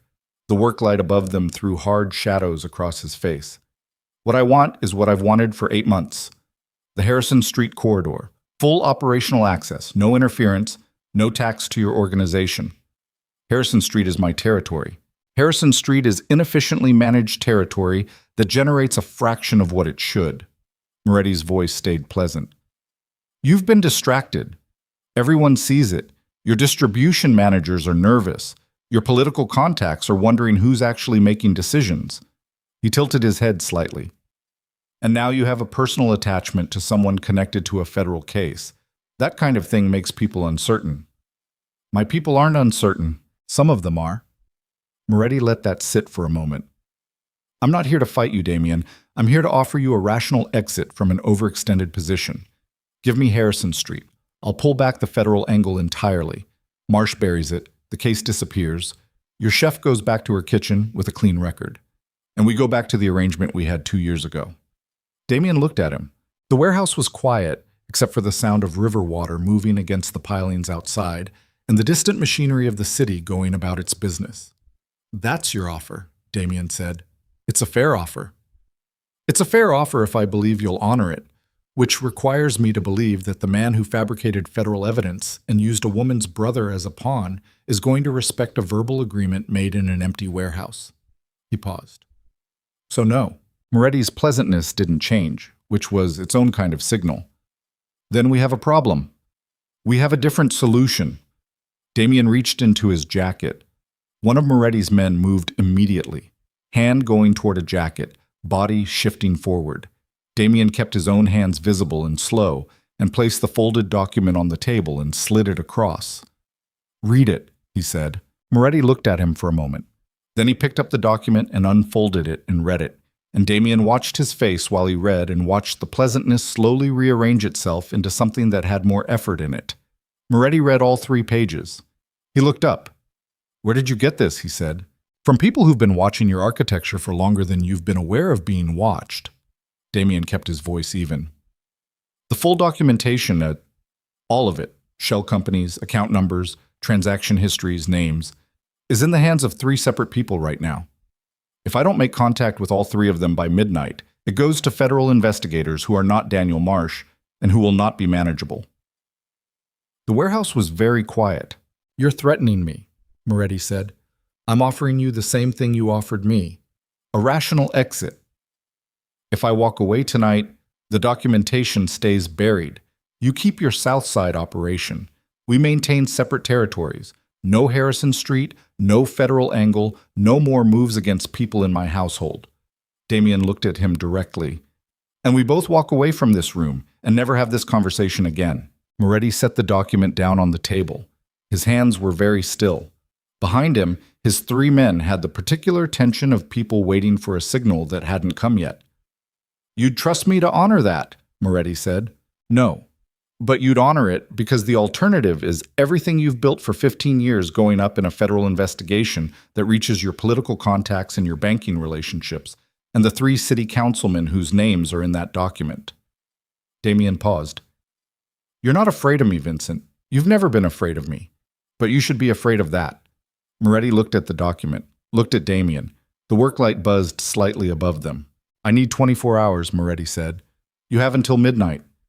Damien, midnight. He stood up. 1 phone call, yes or no, that's all. He turned and walked back across the warehouse floor toward the door, Marcus at his left, the other 2 behind.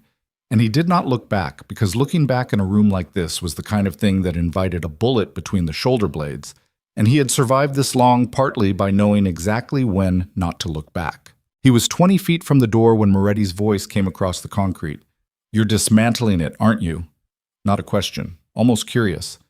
"The whole operation, that's what this is really about." Damien stopped. "The documentation, the clean exit, the woman." Moretti's voice was thoughtful. "You're not trying to win, you're trying to get out." Damien didn't turn around. "Midnight, Vincent." He pushed through the warehouse door into the cold river air and walked to the car and got in and sat in the back seat while Marcus drove away from the riverbank and said nothing for a long time. His phone buzzed at 11:43 p.m. A number he didn't recognize. One word. Agreed. He looked at the word for a moment, felt the particular quality of a held breath finally releasing. Not relief exactly, not yet, because relief required the thing to be fully over, and it wasn't fully over. There were threads to pull, marsh to neutralize, the documentation to use as insurance, the operational dismantling that would take months and would make him vulnerable in ways he hadn't been vulnerable in 20 years, but the word was there on the screen. Agreed. He told the driver to take him back to the estate. The kitchen light was on. He saw it from the car as they came through the gate, the warm rectangle of the kitchen window against the dark of the estate, the only light burning at this hour. He knew what it meant. She was waiting. He came through the side door and she was at the stove with a pot of something that smelled like the braise from the night before, reheated, and she turned when she heard him and looked at him the way she always looked at him, taking inventory, reading the room, assessing with the particular precision of someone who had learned very early that the gap between what people said and what was actually true was where all the danger lived. "Done?" she asked. "For now." He took off his jacket. He agreed. She nodded, turned back to the stove, stirred the braise once, slowly. "Travis," she said, "he'll be released tomorrow morning. He'll have enough to relocate if he chooses to." He paused. "The choice is his." She was quiet for a moment. "And Marsh?" "Being handled through channels that don't require my direct involvement." He moved to the counter. "The case against you will be formally dropped. Weller will have the paperwork by morning." She set the spoon down on the rest beside the stove, stood there with her back to him for a moment, her shoulders rising and falling with one slow breath. Then she turned around. She crossed the kitchen in 4 steps and she put her hands on either side of his face and she kissed him. And it was not the careful, tentative thing that first kisses were supposed to be. It was the kiss of 2 people who had been standing at the edge of something for months and had finally run out of reasons not to step off.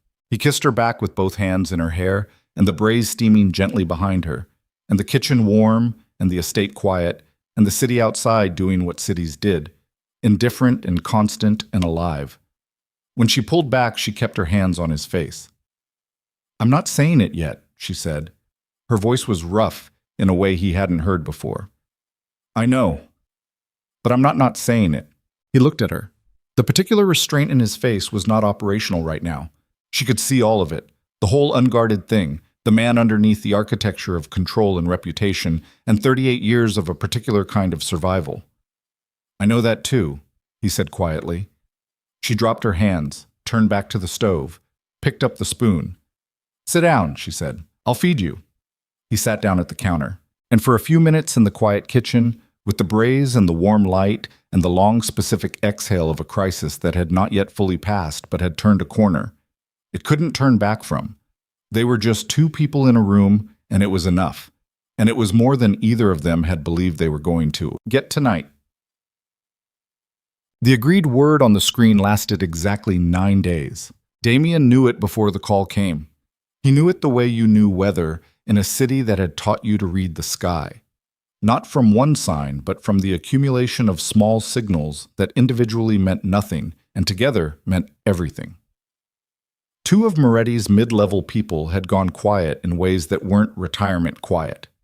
A contact in the south side had passed word that vehicles were moving in patterns that didn't match normal operations. And Daniel Marsh, who was supposed to be neutralized through channels, had not shown up to a scheduled meeting with the federal internal affairs investigator who had been quietly building a case against him for 72 hours. Marsh had run, which meant Moretti knew the case against him was moving faster than anticipated, which meant the agreed was no longer operative, which meant the 9 days of careful, almost ordinary life inside the estate, Evelyn cooking, Damien dismantling, both of them moving around each other in the kitchen with a new kind of proximity that hadn't been named yet, but was present in every glance and every brushed hand and every evening at the counter, eating food she made while the city outside did its indifferent city things. Those 9 days were ending. Marcus told him at 4 in the morning. Damien was already awake. "How many?" he said. "We think 6 teams. Coordinated."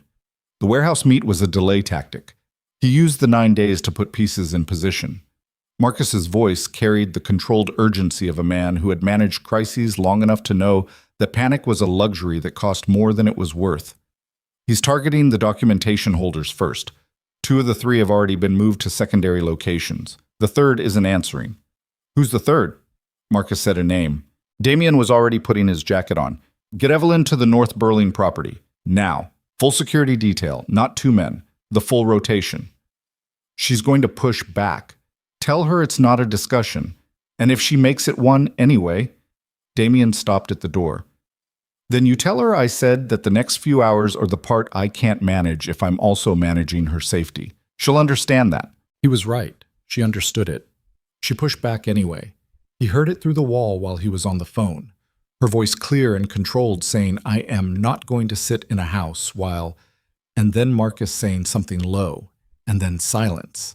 And then the sound of her moving, which was the sound of a person choosing to trust something that cost them. He caught her in the hallway before she left. She had her coat and her bag and her jaw set in the way he'd learned meant she was holding something down by force of will. "Don't do something I can't undo," she said. "Define undo." "You know what I mean." He looked at her. In the hallway light at 4 in the morning, she looked like herself entirely.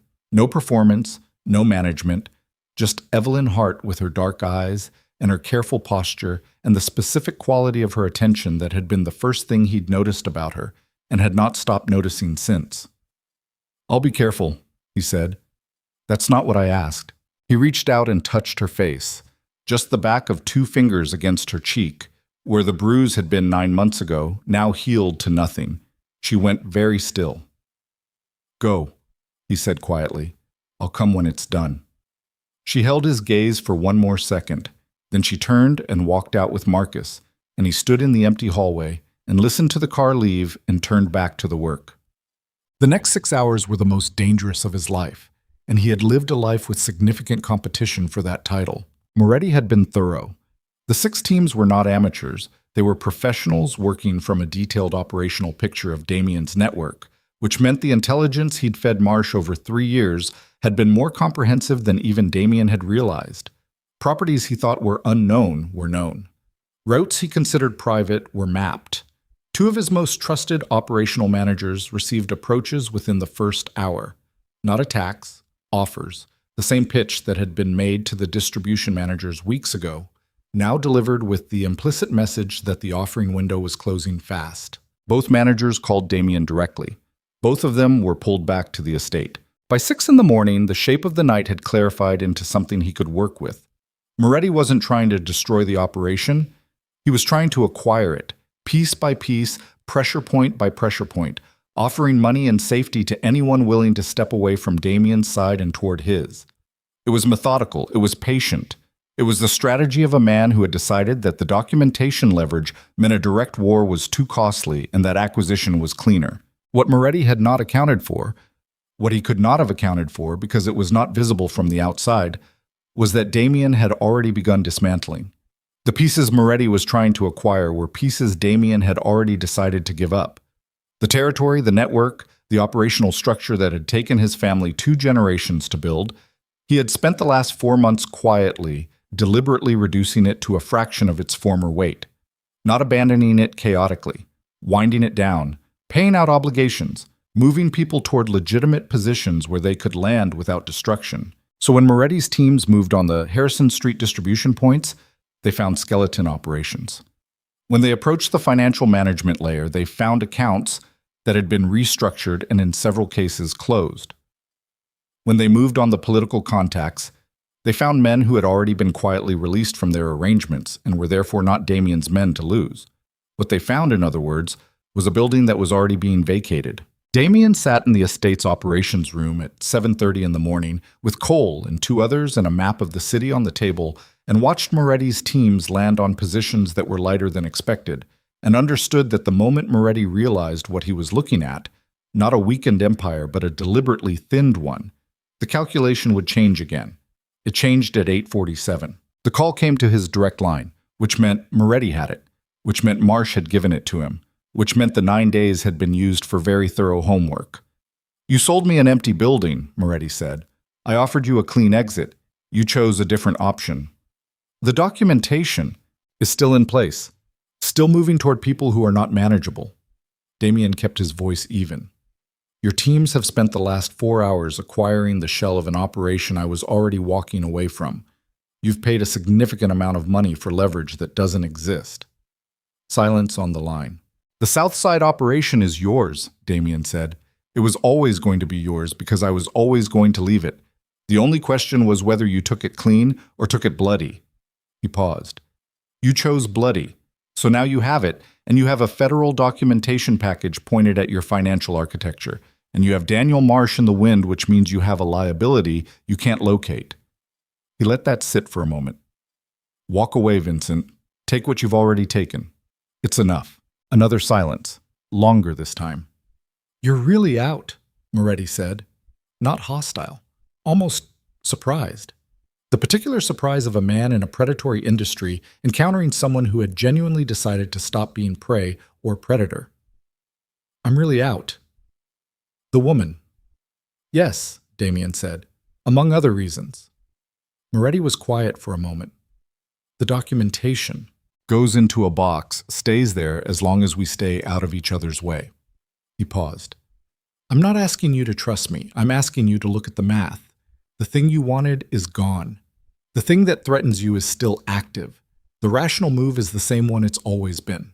He heard Moretti breathing on the line, heard the sound of a man who had spent 15 years building something and was now calculating whether the thing in front of him was an opportunity or a trap, and finding that the calculation kept coming out the same way regardless of how he ran it. "If you come back," Moretti started, "I'm not coming back. If the documentation surfaces, it won't, unless you make it necessary." One more silence. The city outside the estate's windows was fully awake now, going about its morning, utterly indifferent to the conversation happening inside. "Done," Moretti said, and the line went dead. Damien set the phone on the table, looked at the map, looked at the positions where Moretti's teams had moved and were now, presumably, standing in the middle of operations that were lighter than expected and would shortly receive the instruction to stand down. Cole looked at him. "Is it over?" "The worst of it." He stood up. "Get someone on Marsh. I want to know where he lands." "And if he lands somewhere problematic?" "Then we deal with it. But carefully. No more blood if there's another way." Cole nodded, which was the closest he ever came to expressing an opinion. Damien picked up his jacket and walked out of the operations room and through the estate and out the side door into the March morning. Cold still, but the specific cold of a season preparing to give way, the kind of cold that had lost some of its conviction. And he stood in the dead garden for a moment and breathed. The air tasted like river and exhaust, and the faint mineral promise of spring ground not yet soft enough to smell like itself. He called Marcus. "Bring her home," he said. "But he—" She came back at noon. She walked through the kitchen door and set her bag down and looked at him across the counter and said nothing for a moment, reading his face the way she always read his face, methodically, thoroughly, without asking permission. "It's done," he said. "Everyone's alive. Everyone who matters to me is alive." He paused.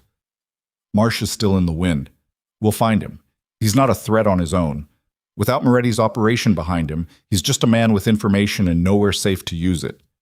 She nodded slowly, moved to the stove, put the kettle on, which was what she did when she needed something to do with her hands while she processed things.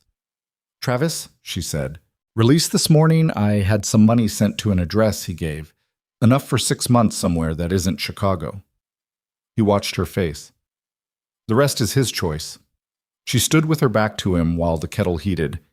He could see her shoulders, the particular set of them, the way they carried things, and also, slowly, let things down. I haven't talked to him, she said. I don't know if I will. That's yours to decide. I know. She was quiet for a moment. He signed that paper, Damien. He sat across from a federal agent and he signed his name to something that could have sent me to prison. Her voice was not angry. It was something sadder and more final than anger. I know why he did it. I've known why Travis does everything for 30 years. It doesn't change what the thing is. No, he agreed. It doesn't. The kettle began to sound. She took it off the burner and poured and stood at the counter with both hands around the mug and stared at the steam. My mother used to say he'd figure it out eventually, she said, that he just needed enough time and enough consequences. She paused. She died waiting. He didn't say anything. There was nothing to say that would improve on the simple weight of that, and he had learned slowly that Evelyn didn't need improvement on her truths. She needed them witnessed. I'm not going to keep waiting, she said. If he comes back with something real, a real change, not a story about a change, I'll be here. But I'm not going to keep filling holes. She picked up the mug. That's done. He nodded. She turned to look at him. Her face in the noon light was open in a way it rarely was. Not the professional composure, not the careful management, just the actual face, with the tiredness in it and the something else that had been building in it for months and was now close enough to the surface that she wasn't bothering to push it back down. I need to ask you something, she said. Ask. When you started bringing me to those events. When you put your name around me in front of all those people. She held his gaze. Was it only protection? Was that the true reason? He looked at her for a long moment.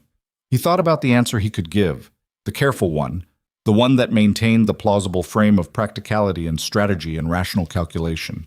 He'd been giving that answer to himself for months, and it had never fully fit, and he had kept trying to make it fit because the alternative was acknowledging something that a man in his position could not easily afford.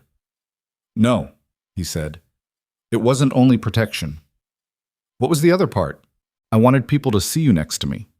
He said it plainly, without the cushion of explanation. Not as a statement of ownership, not as strategy. I wanted... He stopped, tried again. I had been in rooms full of powerful people for 20 years, and none of them made me want to be better than what I was. And then you came into my kitchen and cooked my food and talked back to me and refused to be afraid of me, and I started wanting things I hadn't wanted since before I understood what the wanting cost. He paused. The events were protection, and they were also me being selfish in the only way I knew how to be at the time. She looked at him for a long time. That's the most honest thing you've ever said to me, she said. I've been working up to it.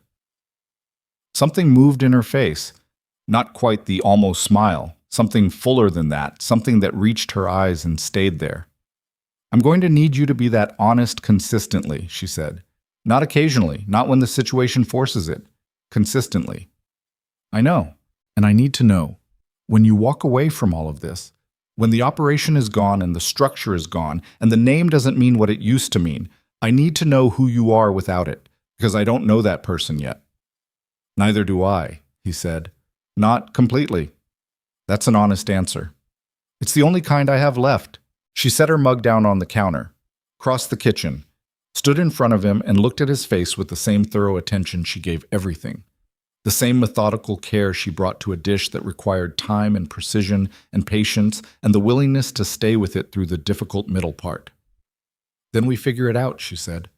Together, slowly, without anyone shooting at us if possible. I can't promise the last part indefinitely. I know, but try. She put her hand in his, not dramatically, just placed it there, palm against palm, fingers finding the spaces between his fingers. And he closed his hand around hers, and they stood in the kitchen in the noon light and didn't say anything else for a while, because there was nothing else that needed saying right at that moment. What? The months that followed were the strangest of Damien Vaughn's life, and he had lived through months that had contained violence and loss, and the kinds of decisions that marked the inside of a person permanently. But strange was the right word for this particular period. Strange because it was quiet, and quiet was a texture he had no vocabulary for, no instinct trained to navigate, The operational dismantling took 4 months in total. It was not clean. Clean was never actually available. What was available was careful, and careful was what he was. Obligations were honored. People were moved toward positions that could hold their weight. The financial architecture was restructured, legitimized, and submitted to the kind of scrutiny that was either brave or reckless depending on your perspective. And he had enough lawyers to make it land on the side of brave. Moretti kept his word. The South Side absorbed the former Harrison Street operations, and Damien monitored it from a distance and noted the absence of his name in spaces where his name had previously been necessary, and found the absence, after the first disorienting months, something close to relief. Daniel Marsh surfaced in Detroit in May. He was arrested by federal agents who were not manageable and charged with a list of violations that would occupy a courtroom for the better part of a year. His testimony about Moretti was part of a separate proceeding that Damien's attorneys monitored carefully from the appropriate distance. The documentation package, sealed and held by 3 parties who had agreed to hold it indefinitely, remained in its box. The federal case against Evelyn Hart was formally dismissed on a Thursday in April. Weller called her with the news, and she was in the middle of reducing a sauce and said thank you and hung up and finished the sauce, and only then stood at the stove for a moment with her eyes closed and her hands on the counter and breathed. Damien saw it from the doorway. He didn't say anything. He went and stood beside her, and that was enough. Travis called her once, from a number she didn't recognize, 3 months after the night everything ended. She picked up because she didn't know who it was. Evie. His voice was quieter than she was used to. The particular register of a man who had been in a small room with himself for long enough to hear some things he'd been avoiding. She sat down at the kitchen table. "Where are you?" "Somewhere that isn't Chicago." A pause. "I'm working. Actual work. A kitchen supply warehouse. It's not. It's fine. It's okay." "Okay," she said. "I know what I did." He said it without preamble, without the framing and the context and the explanation that would have been his younger self's approach. Just the thing, set down plainly. "I know what I signed. I know what it could have done." She was quiet. "I'm not asking you to. I'm not asking for anything," he said. "I just needed you to know I know." She looked at the kitchen window, the spring light coming through it, yellow and thin and honest. "I know you know," she said. "That's not the hard part." "What's the hard part?" "The hard part is that knowing doesn't undo it, and it doesn't mean you won't do the next version of it when the next pressure comes." She paused. "I'm not saying you will. I'm saying I don't know yet. And until I know, I need distance." He was quiet for a long moment. "That's fair?" "Yeah." She pressed her thumb against the edge of the table. "It is. Are you okay?" he asked. Actually, are you okay?" She thought about the question, really thought about it, the way it deserved to be thought about, without the reflexive fine that had been her answer to that question her entire adult life. "Yes," she said. "I think I am, actually." She heard him exhale on the other end. "Good." Another pause. "Okay, I'll leave you alone." "Travis?" "Yeah, get to a year. Of the work, of staying clean of the debt, of being someone who doesn't need someone else to fill the holes. Get to a year and then call me again." A long silence. "Okay," he said. She ended the call and sat at the table for a moment and felt the particular complicated weight of a relationship that was not over, but was being set down, carefully, in a place where it could either become something different or stay where it was. And the choice belonged to someone else, for once. She picked up her coffee and went back to the stove. The restaurant was Evelyn's idea. Not the way it eventually became. Not with the silver lettering and the reservation list and the wine program she spent 3 months building with a sommelier she'd found through a culinary contact in New York. The original idea was smaller. A place. A kitchen that was hers. A room where the thing she was best at could exist on its own terms, with her name on it, without being anyone's private service or anyone's domestic management. She brought it to Damien on a Tuesday evening with a folded piece of paper that had 4 lines of handwriting on it. A space she'd identified in Lincoln Park, a number, a concept, and a question mark at the end. He looked at the paper. looked at her. "You'd need a partner," he said, "for the business side." "I know. Someone with capital and operational experience who can manage the non-kitchen parts without getting in the way of the kitchen parts." "I had someone in mind." "Evelyn, don't make it a big thing. Either you want to do it or you don't." He looked at the paper again. 4 lines. A space in Lincoln Park. A concept that was, he understood reading between the lines, exactly what she was. Direct, precise, unglamorous in the best sense, committed to the thing itself rather than the performance of the thing. "I want to do it," he said. "Then we do it." They did it. The work of building a restaurant from a space in Lincoln Park into something real took 11 months and was, in its own way, as grueling as anything that had preceded it. The permits and the contractors and the equipment sourcing and the staff hiring and the soft openings and the adjustments, and the night the walk-in failed 3 hours before service, and Evelyn stood in the kitchen directing her team around the crisis with the specific calm authority of someone who had navigated worse, which she had, and the whole thing moved and shifted and slowly, through the particular alchemy of sustained effort and genuine care, became itself. Hart and Vaughn opened on a Thursday in March, 14 months after a night in an empty warehouse, and a word on a phone screen, and a woman who told a man to come back before she'd say the rest of it. She put both their names on it. He had suggested only hers. She had said no without explanation, which he had understood. The first review came 3 weeks after opening. A food critic from a publication he'd never read described the restaurant as a place that cooks like it has something to prove and proves it quietly, in the best possible way. Evelyn read it at the kitchen pass with her chef's coat on and her hair back and the dinner service about to start, and she handed the review to her sous chef and said nothing and turned back to her station. But he saw, from the pass-through where he was standing with his sleeves rolled up and a clipboard and the slightly overwhelmed expression of a man learning, at 41, how to run something that had no violence in it, he saw the smallest thing move across her face that he had come to understand was her version of pride. He didn't say anything. He went back to his clipboard. The Michelin stars came in the second year. 2 of them, announced on a morning in November when Evelyn was standing in the walk-in doing inventory, and her phone buzzed and she read the notification and stood among the cold shelves and the hanging produce and the organized precision of her own domain for a long moment before she came out. She found Damien at the bar, going over supplier contracts. She handed him her phone. He read it, set the phone down on the bar, looked at her. She looked back at him.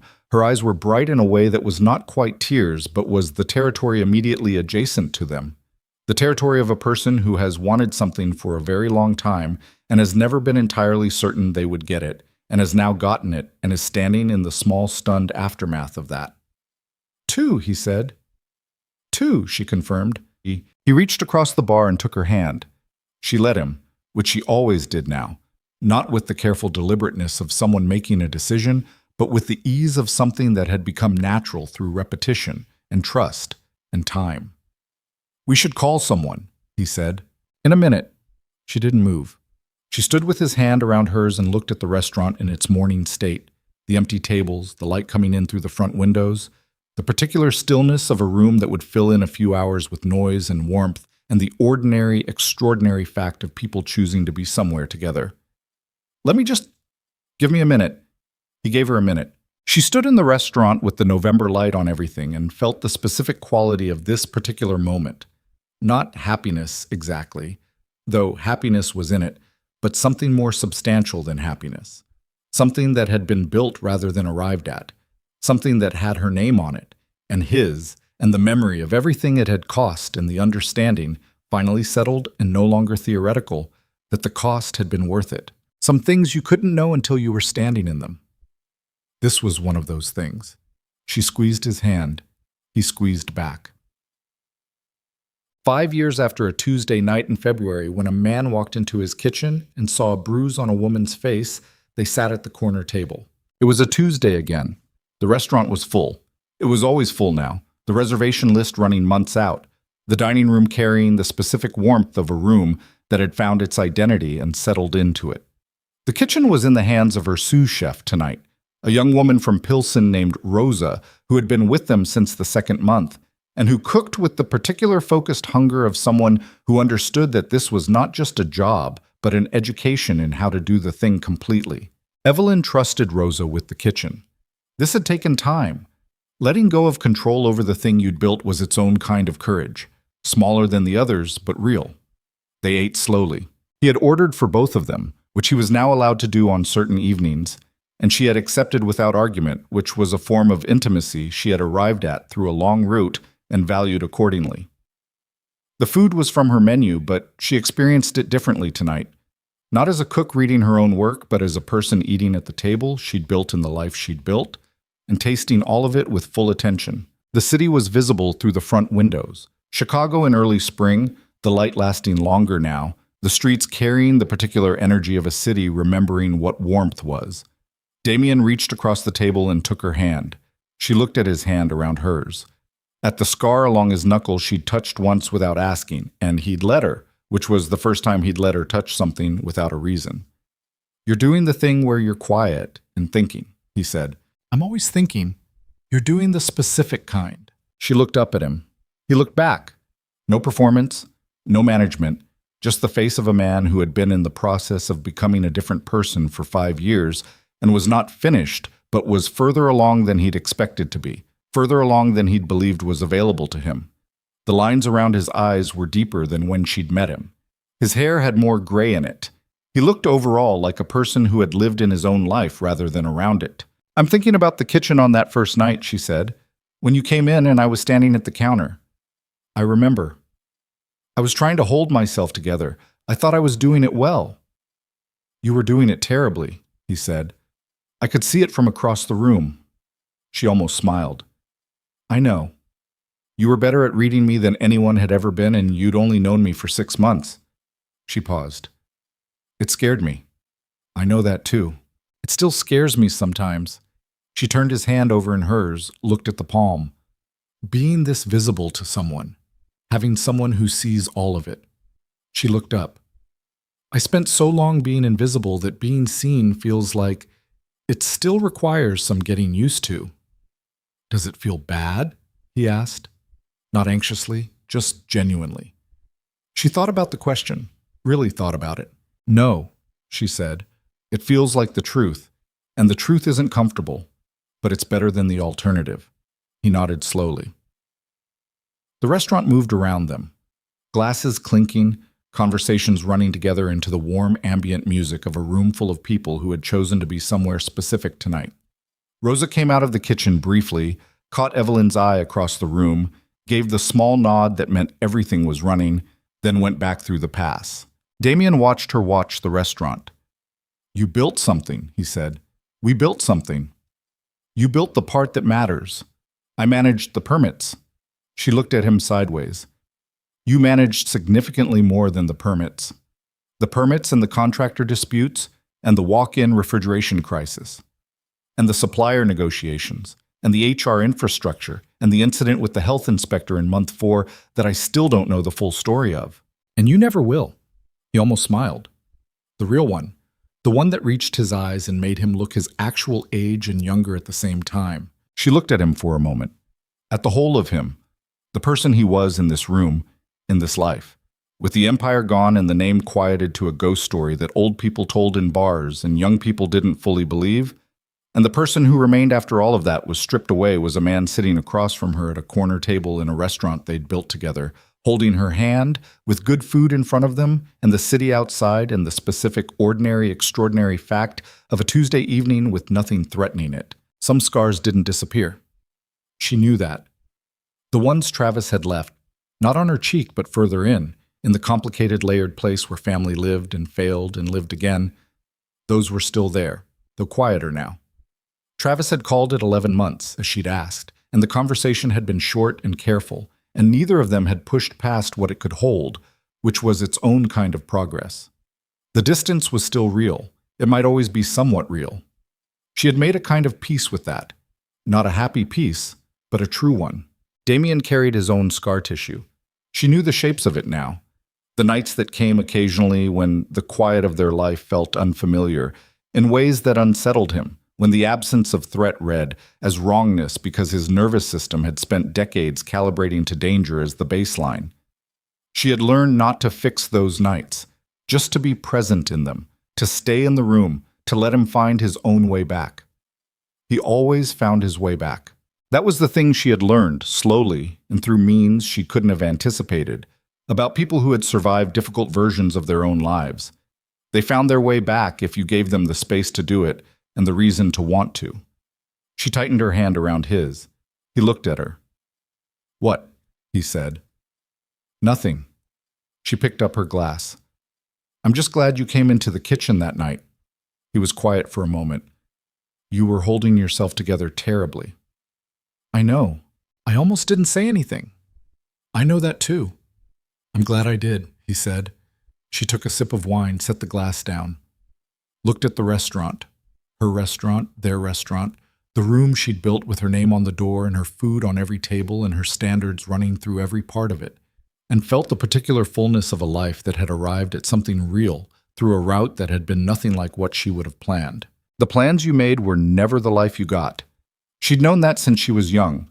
What she hadn't known, what she was still learning every day, in this room and in the kitchen and at this table and in the ordinary, difficult, ongoing work of a life shared with another person, was that the life you got could be better than the plan.